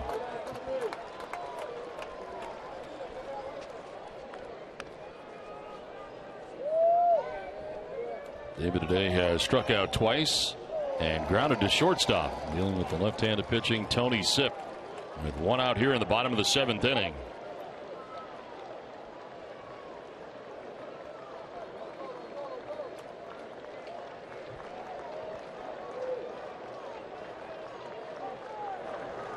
In the dirt, full count.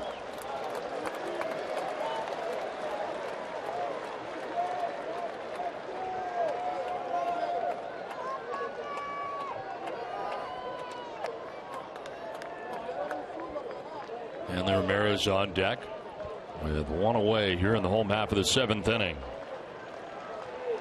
Fields now sitting down out there for the Astros. Like Pat Neshek's going to start to warm up out there in the pen.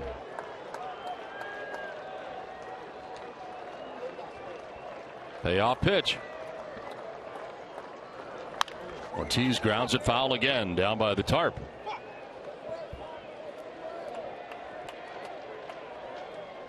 Another inside slider that time to Ortiz. Out ahead of it again, pulling it foul.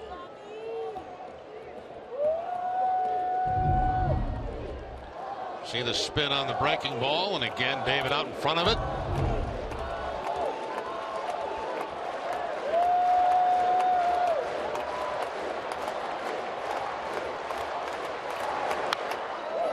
Foul back, will do it again. 10th pitch of the at-bat coming up. He's frustrated by pulling a number of pitches foul, then he gets a fastball, fouls it back. And you can see after the swing, he just gets completely frustrated, drops the bat. He's had some good pitches to work with. Pat Neshek is warming up in the pen now for Houston. Payoff pitch again. And Ortiz grounds that foul. That ball may almost hit him there, but he fouls it off.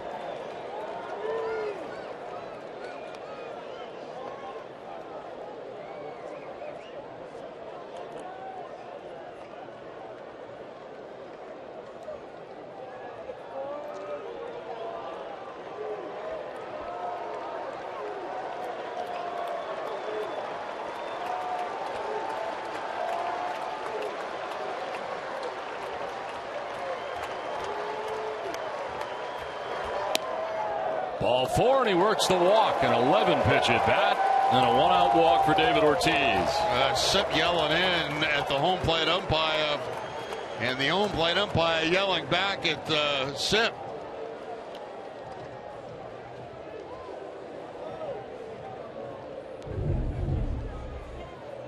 Last pitch, certainly down in the strike zone, no question about that. And Sip said something, and Fagan yelled right back at him.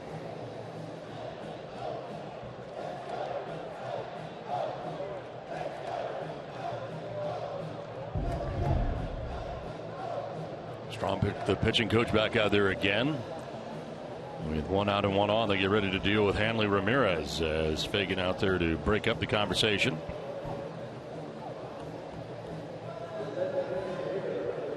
Here comes Hanley, who today has walked, grounded into a double play, reached on an error, and scored the Red Sox second run of the day. He is 0 for 2 in his career against Tony Sip.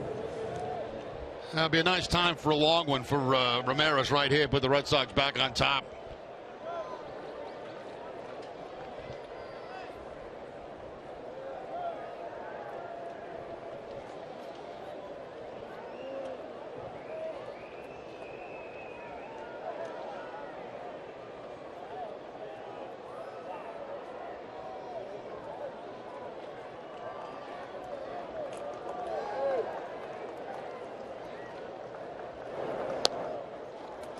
For ball 1.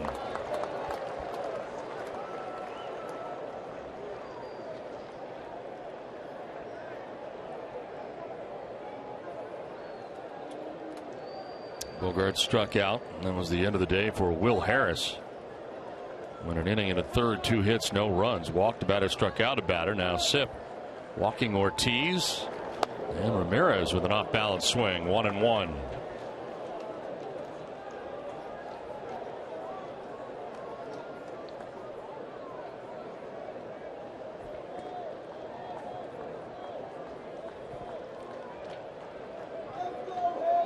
Pablo Sandoval on deck with 1 out here in the Boston 7th inning.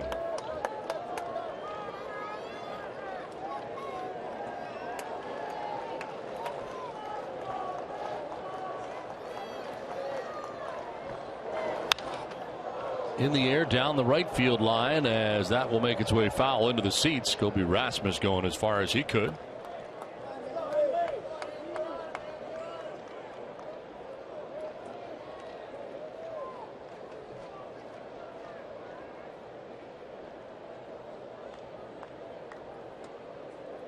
Red Sox trailing by a run as they bat here in the 7th.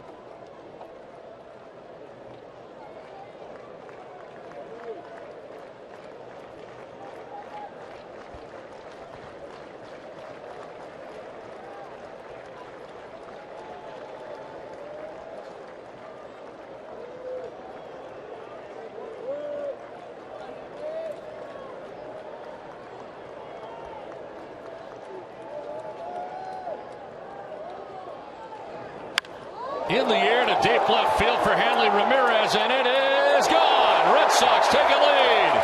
Hanley with a 2-run shot. Boston on top 5-4.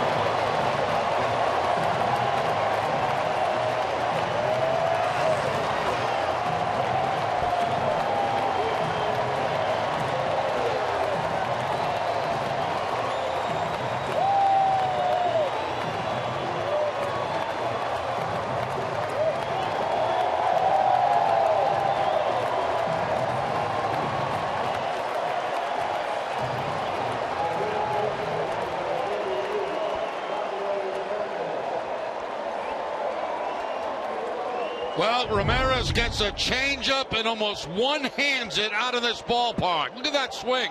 I mean, he's actually fooled on the changeup, but it gives you a good idea, split-fingered fastball, how strong Hanley Ramirez is. Now Sandoval fouls that pitch off. What'd I tell you, Don? Hey, you were saying it'd be a good time to have a home run. He got one. Yeah, I got one. You must have been listening.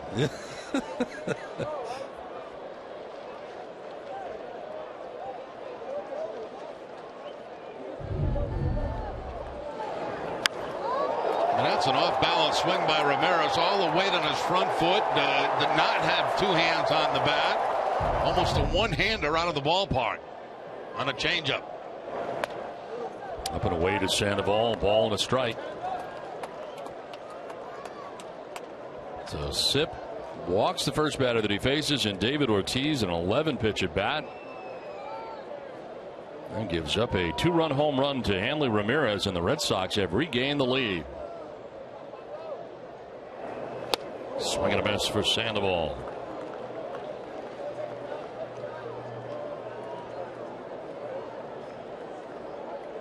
Outfield deep and straight away here on Sandoval. Single to center, single to right, a double to left, and a 3-hit day. Joins Ryan Hannigan, who also has 3 hits today for Boston and 2 RBIs.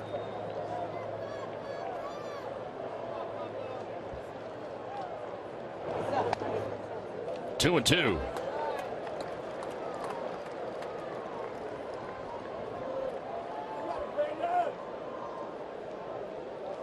Shane Victorino waiting on deck.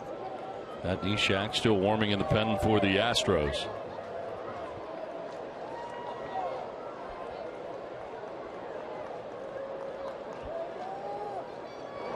Sandoval will lift it in the air to left center field. Resnick is there to make the catch for the second out of the inning. Now, for every home run the Red Sox hit the rest of the season, Alltown will donate $500 to the Cystic Fibrosis Multiple Sclerosis Fund. Alltown is New England's premier healthier convenience retailer. Hanley given the strong arm flex. He should just give it with one arm on that particular home run.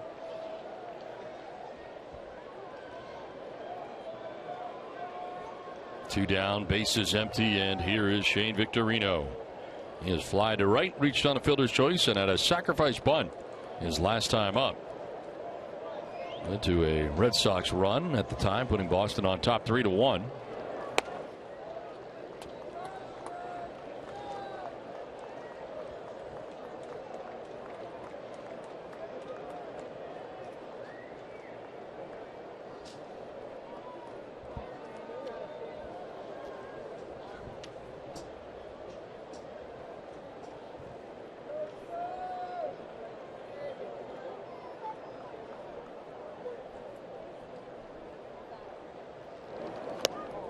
Balance swing there fooled Victorino, and it's 1-1. Changeup from Sip has kept some off balance. Alejandro De Aza waiting on deck with 2 outs here in the 7th.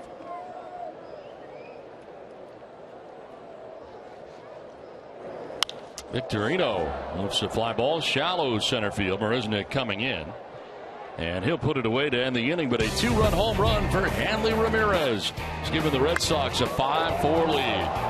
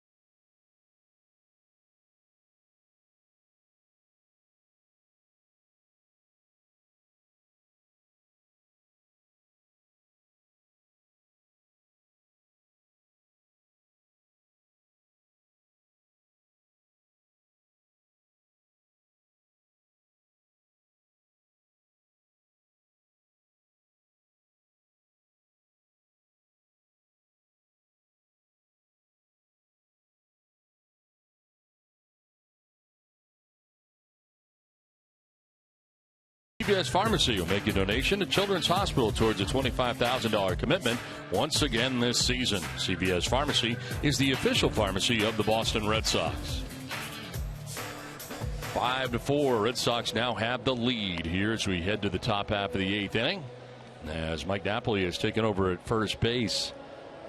So that is the day for David Ortiz, as Big Papi with a walk in the bottom of the 7th inning set the table for the Hanley Ramirez 2-run home run. That was a very good at bat too by Ortiz. He fouled off a lot of pitches in that at bat, missed a couple that he thought he should have hit, and then eventually drew the walk, gave Hanley the chance, and Hanley takes a changeup out of the ballpark for a home run. Red Sox opting for defense now with Napoli at first base. New pitcher Shinichi Tozawa, and the first time we've seen him since last Sunday in Tampa Bay. Did not pitch at all in the Toronto series, had not pitched in this series until this point. His 37th appearance, 0-3 with a 2.62 earned run average, 37 strikeouts to 6 walks, and opponents hitting at .217 against him. Marwin Gonzalez will lead it off here for the Astros in the 8th inning, with Sandoval in on the grass at third base as this 8th inning begins.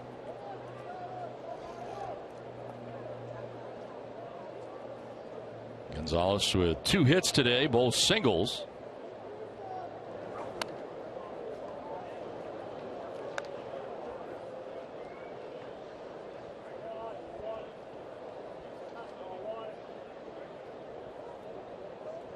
Generally, when he gets this kind of rest, he has come back pretty strong.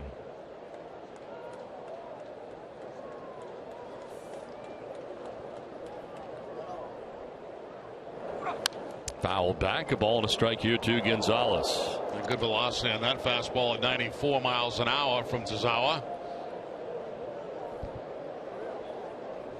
Stephen Wright now up in the pen for Boston.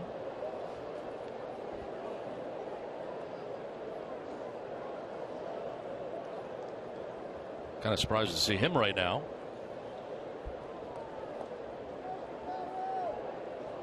One pitch in the dirt, and it's 2-1. And I think the reason you're seeing that, and I'm just speculating, is the fact that they're not sure about Tozawa. You know, I mean, it's been a long time since he pitched. And there's a reason he didn't pitch. Obviously, something was affecting him, and they want to make sure that you know, they got a backup plan ready to go in case Tozawa is not at 100%.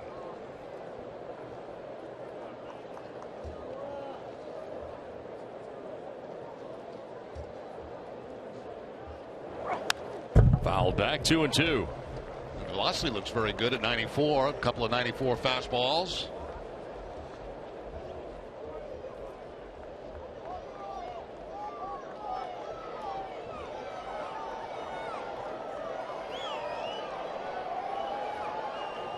.455 in the 7th inning or later from Marwin Gonzalez. That's the middle of June 17th. Bottom third of the Astros order here in the top of the 8th inning. Gonzalez, Castro, and Marisnik expected. Here's a pop-up. Foul ground. Hannigan coming back, and he'll make the catch. Marwin Gonzalez fouls out to Ryan Hannigan. And that's the first splitter right there that Tozawa threw. It was not a real good one, but it got a good result with the pop-up to Hannigan. Hannigan taking a look toward the wall, seeing how much room he's got. And that ball always comes back a little bit. Catchers certainly are aware of that.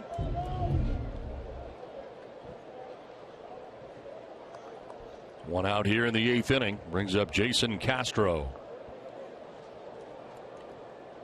0 for 3 in the game. He's grounded out to first, flied out to left, and flied out to the warning track in right field. Curveball drops in there for a strike.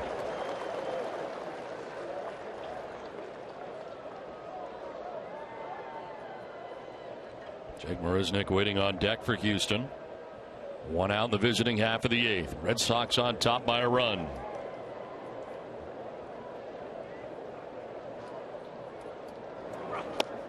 Oh, 2. Splitter again from Tozawa. This time down in the zone. Still not a lot of dip to it, but a good location keeping it down and not out over the plate.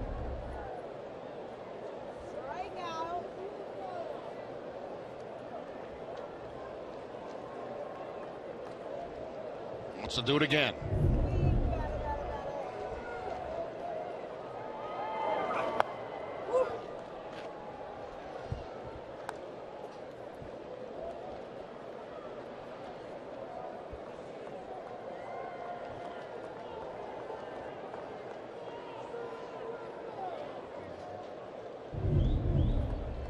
There's that split-fingered fastball grip from Tazawa. One had good movement on it, but not chasing it. On the ground foul, and it remains 1-2 here to Castro.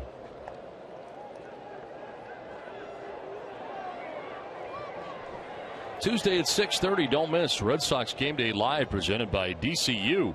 Sox General Manager Ben Cherington will join TC and Tim Wakefield on Yawkey Way. DCU, Digital Federal Credit Union. What can DCU save you?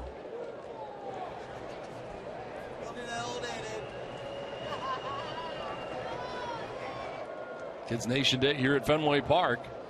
Ball and 2 strikes to Jason Castro.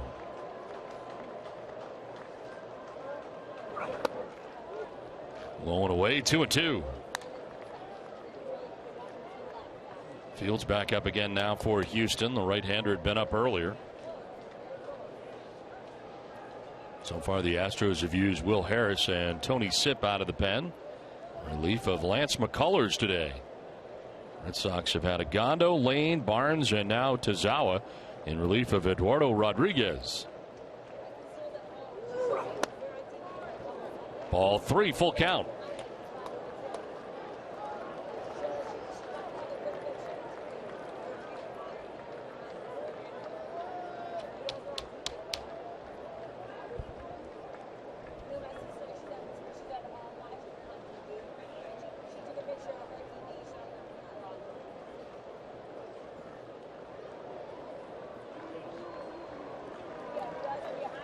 Payoff pitch to Castro.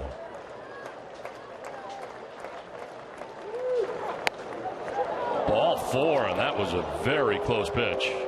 So a 1-out walk here for Castro. Now that's certainly a pitch that could have gone for a strike. It does have some of the strike zone going down and in. Pulled up a little bit by Hannigan, as you can see.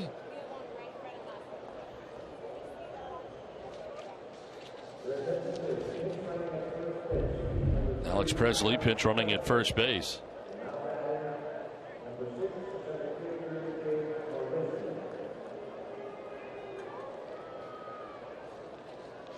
Now Jake Marisnick, the batter.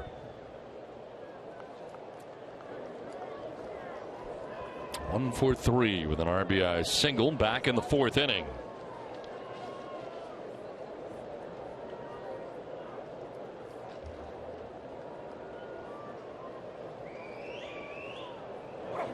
Swing and a miss for strike 1. The fastball that time from Tazawa. I was watching Presley over at first base, and he really uses an open stance when he gets out there in his lead. That right foot pointing towards second base. There's the open stance right there, ready to go.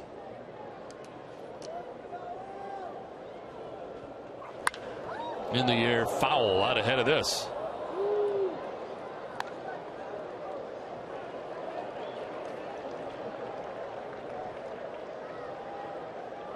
So Marisnick down 0-2. Gonzalez throwing 14 pitches, 8 for strikes since coming into this game. And Marwin Gonzalez fouled out to the catcher Ryan Hannigan. Walk Jason Castro is now being pinch run for by Alex Presley. So 1 out, 1 on. Tying run at first base.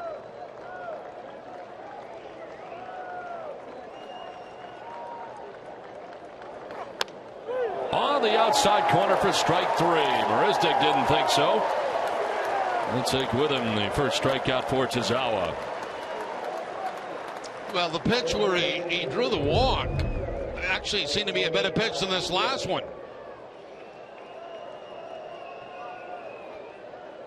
And I mean, as a hitter, what are you going to do about that? I mean, you can, hope, swing and hope you foul it off.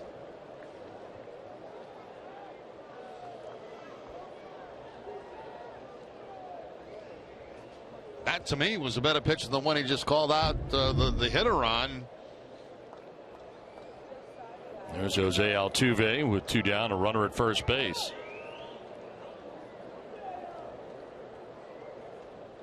As Tazawa steps off, Altuve with 7 home runs on the year, leadoff hitter for the Astros.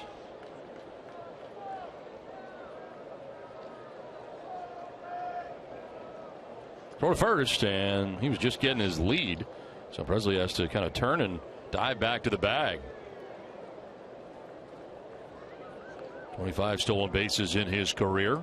Pinch running here with 2 outs in the 8th in a 1-run game.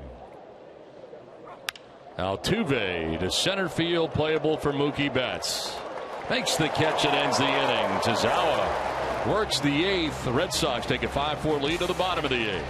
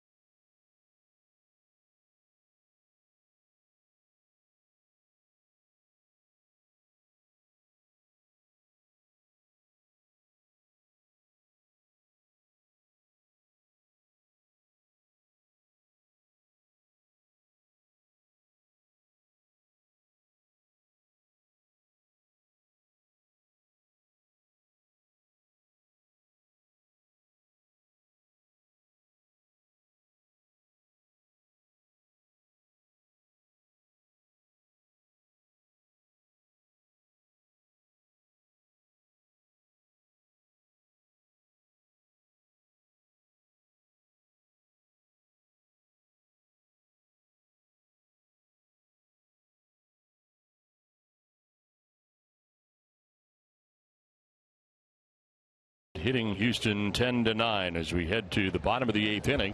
Entirely new battery here now for the Astros after Castro was run for. Hank Conger takes over in behind the plate doing the catching for the new pitcher and right-handed reliever Josh Fields. Second appearance of the series, 27th appearance of the year. 2-1 with a 2.88 earned run average, 36 strikeouts to 11 walks, and opponents hitting at 184 against Fields. That'll be Alejandro De Aza, Ryan Hannigan, and Mookie Betts expected to bat here in the bottom of the 8th. Red Sox looking to obtain some insurance.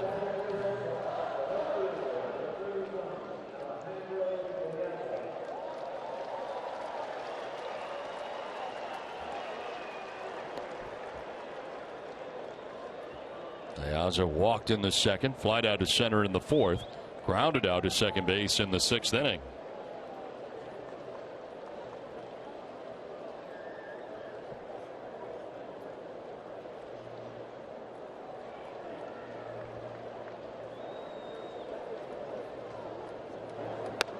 In there for strike 1 to De Aza. So Tony Sipp ended up going 2/3 of an inning, giving up a hit, 2 runs, the 2-run home run to Hanley Ramirez. Walk and no strikeouts. Pitcher of record on the losing side right now for the Astros. Popped up foul, 0-2. Red Sox closer Koji Uehara getting ready in the pen. Tucker, Correa, and Rasmus scheduled to bat in the 9th.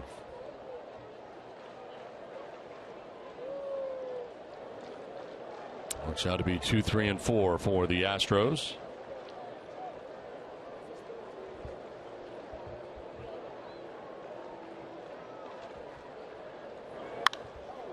In the air to center field. Jake Marisnick out there in center. Takes care of out number 1 here at the bottom of the 8th inning. Brings up Ryan Hannigan. He's had a good day today. Hannigan with 3 hits, all singles, all to right. And he's driven in 2 runs on the day. And a nice game behind the plate, too. Good all-around day for Hannigan.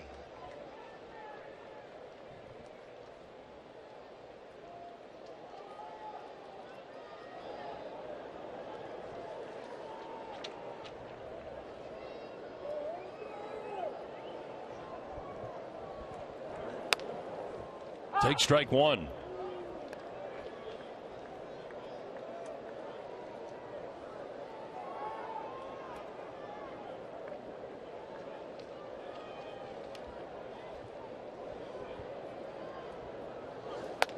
Strike two. Chasing that high fastball, 94 miles an hour. It's 0-2.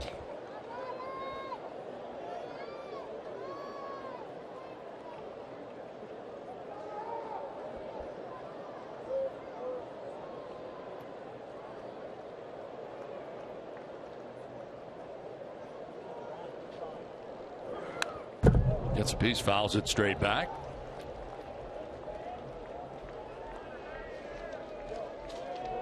Top of the Red Sox order, Mookie Betts waiting on deck.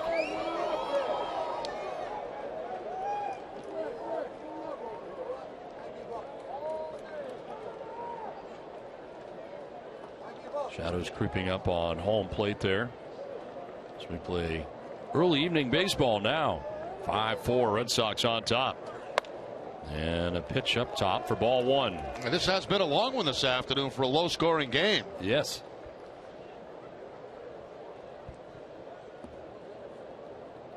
Coming up on 4 hours and about 15 minutes.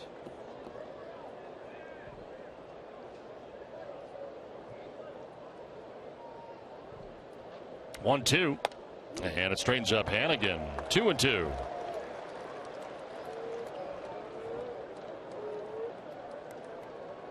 One time Josh Fields, a member of the Red Sox organization, 2011, 2012 as a farmhand. Joined the Red Sox from Seattle in the Eric Bedard trade, taken by Houston in the Rule 5 draft.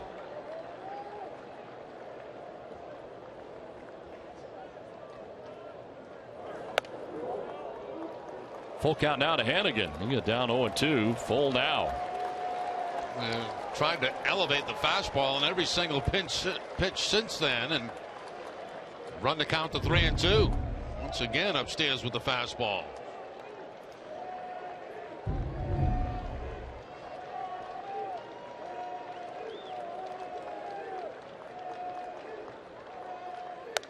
Ball four, and Hannigan gets a one-out walk.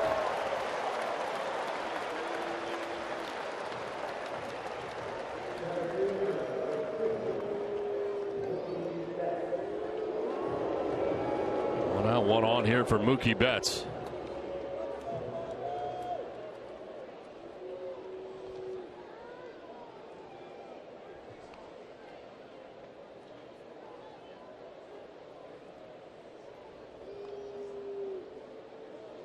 That's walking in the first, flying to center in the second, doubled in the fifth, and walked in the sixth inning.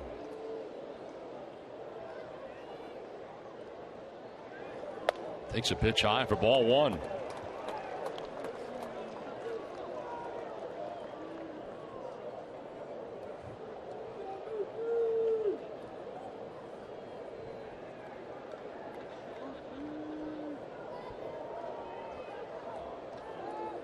Strom, the pitching coach, looking on as Fields is all over the place right now, very high, 2-0. Yeah, well, the last 6 pitches he's thrown have been way upstairs.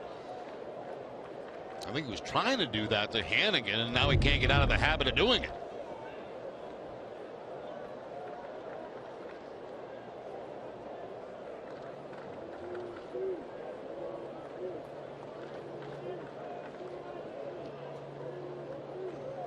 Those balls aren't even tempting to swing at for Red Sox hitters.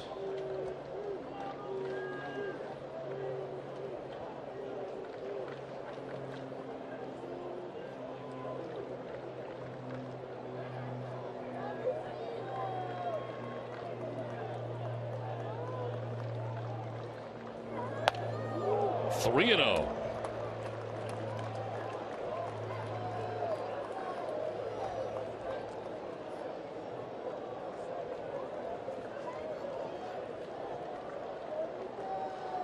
Rockhold waiting on deck, one out. Ryan Hannigan at first base.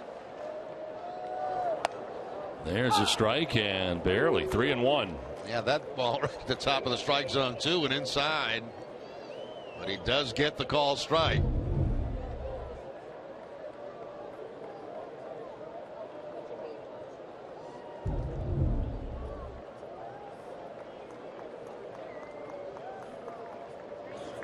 Betts will hit a fly ball to shallow left field. Out goes Correa, but in comes Tucker to make the catch. 2 down here in the 8th.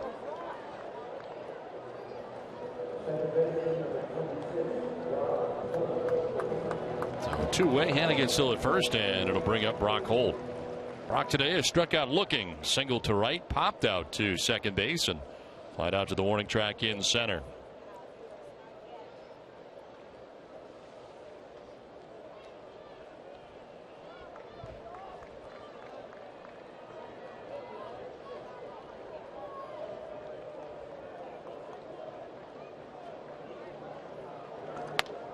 There's strike one.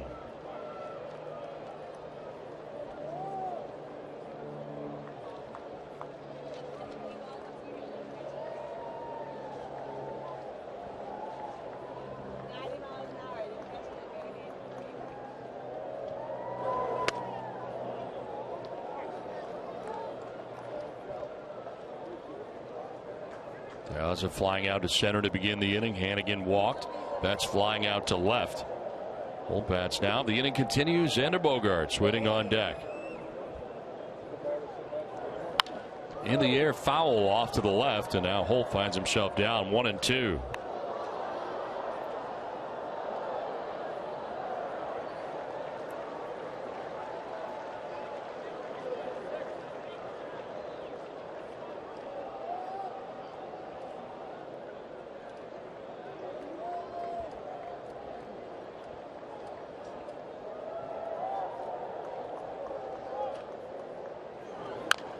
On the ground, foul.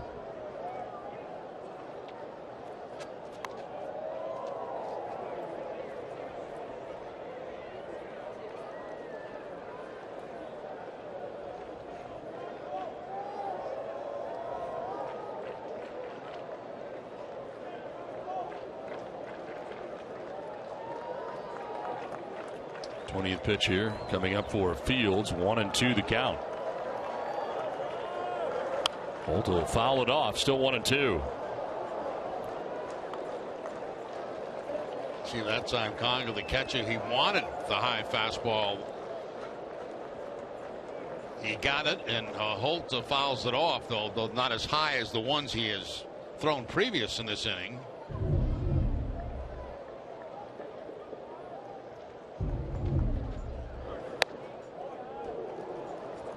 Pretty good pitch right there. Holt lucky still to be standing at the plate. I would have to agree with you, Don. That looked like a pretty good pitch, but everything had been up in the zone, and that time it's at the bottom of the strike zone, and they don't get the call.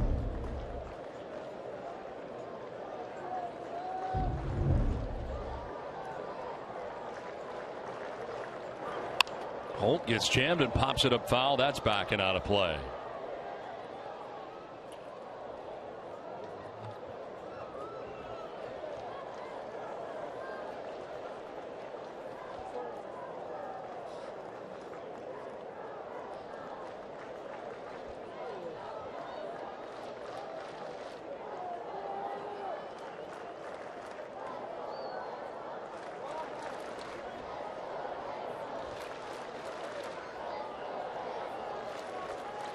Two balls, 2 strikes, 2 down here in the 8th.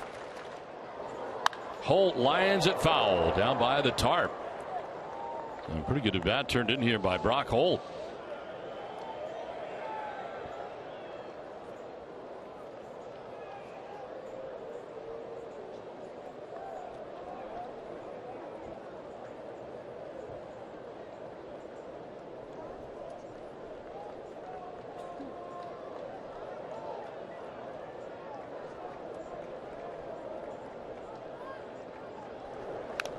Fouls off another, and now he'll see a 10th pitch in this at bat.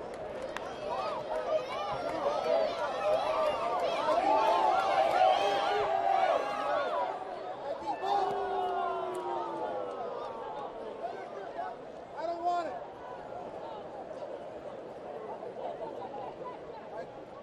25th pitch coming up here for Fields in this inning, and Holt fouls it off to our left. We'll see an 11th pitch now. Holt finally sees a changeup that time and is able to foul it back.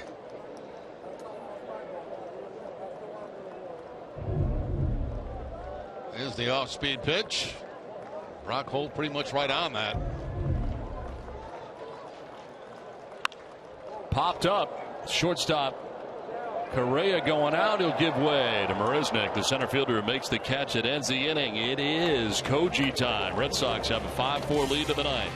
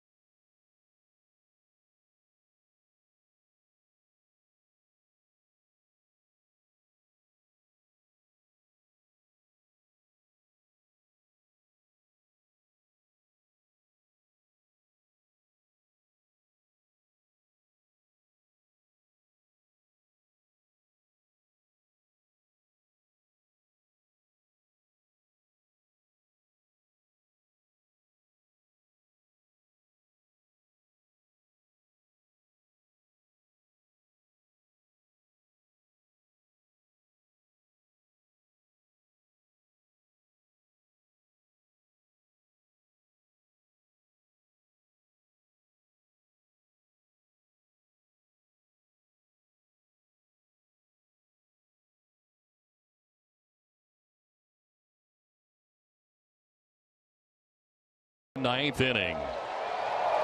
Red Sox bringing on their sixth pitcher of the day, the closer Koji Uehara, his 33rd appearance, 2-3 with a 2.79 earned run average, 18 out of 20 in save opportunities, 30 strikeouts to 6 walks, and opponents hitting at .204 against Uehara.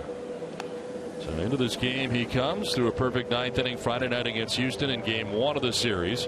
It's been his 6th straight scoreless appearance in 6 innings.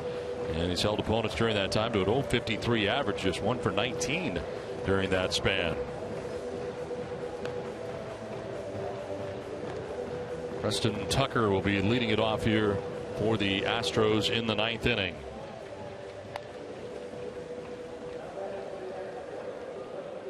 Well, tough part of the lineup that Uehara's got to go through here. The 2-3-4 hitters. Of course, Rasmus has come in. He'll be hitting in Gaddis' spot.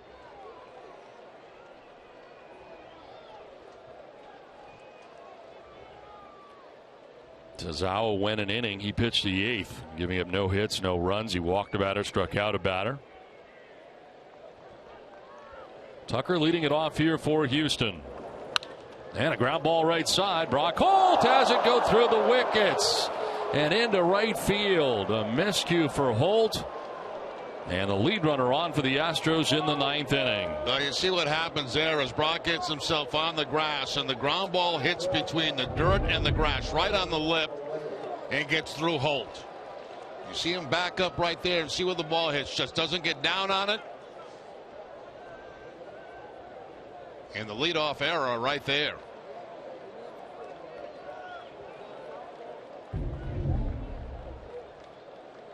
Lead runner on now for the Astros here in the 9th inning.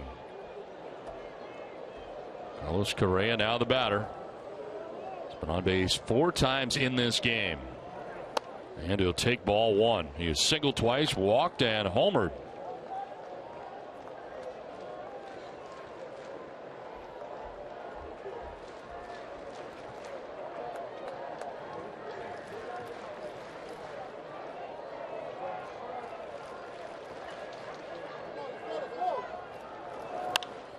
Correa hits a fly ball to left field. De Aza to his left. Makes the catch for the first out of the 9th inning. Big out there to take care of him. 1 down. Yeah, that's huge.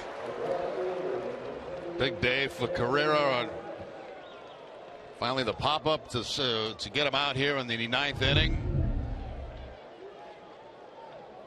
Looks like the splitter that time from Koji at 78 miles an hour. And there's a split grip. Not the best splitter he's ever thrown, but certainly off speed enough to throw off the timing. Here's Kobe Rasmus batting with 1 out, 1 on. Squibs it foul. Red Sox in a shift right now on the right side. Bogart's trying to figure out where they want him to play. Right around the bag at second now. He's pointing in, and they want him on the right side of the infield.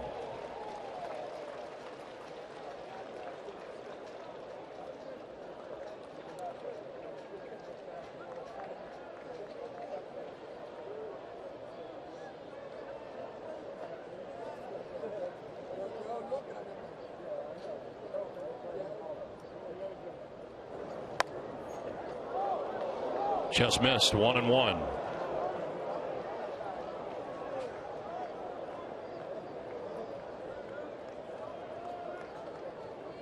We are ranking 5th in the American League in saves with 18 coming in. Toward the first and back to the bag. A relatively close play is Preston Tucker. Well, that was a surprise over there. Surprise throw to first base. Koji doesn't do that very much.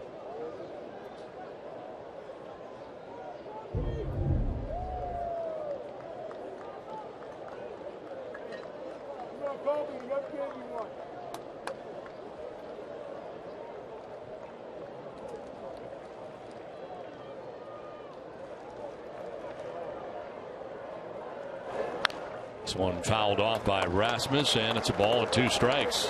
Now they'll move Sandoval to the right side, and this whole shift will change.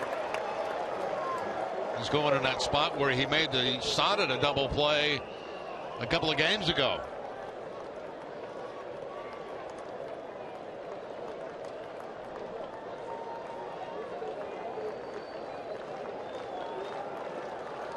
Ball and 2 strikes to Rasmus. 1 out, runner at first base.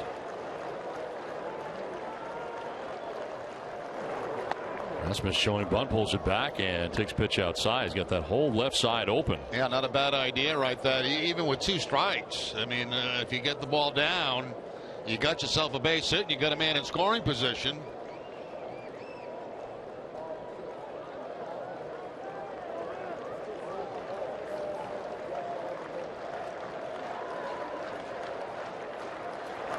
He is going to try it, and it is bunted foul. He is out. Strike 3. So he tries it with 2 strikes and strikes out.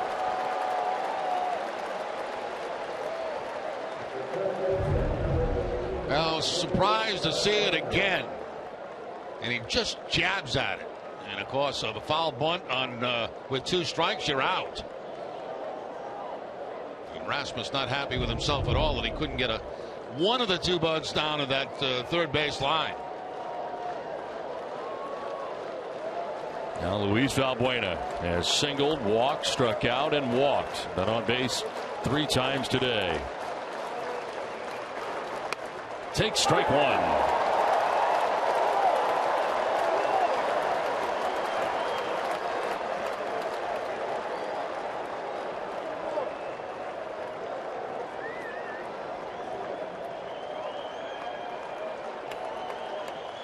Tucker gains his lead at first, held on by Napoli. 2 outs in the 9th. Ball and a strike to Valbuena.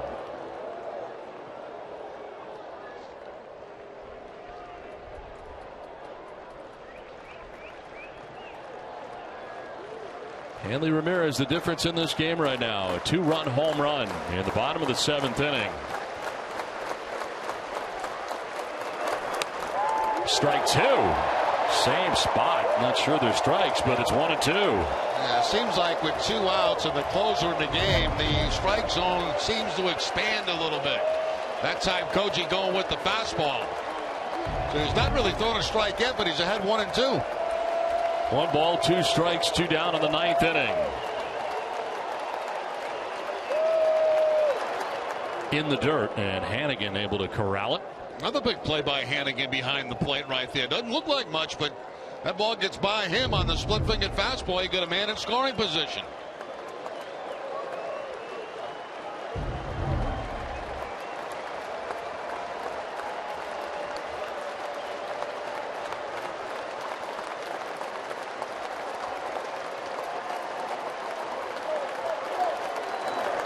Hey, struck him out, and the Red Sox win. Koji Uehara comes in to save it as the Red Sox win it 5-4, and they take the series from the AL West leading Houston Astros.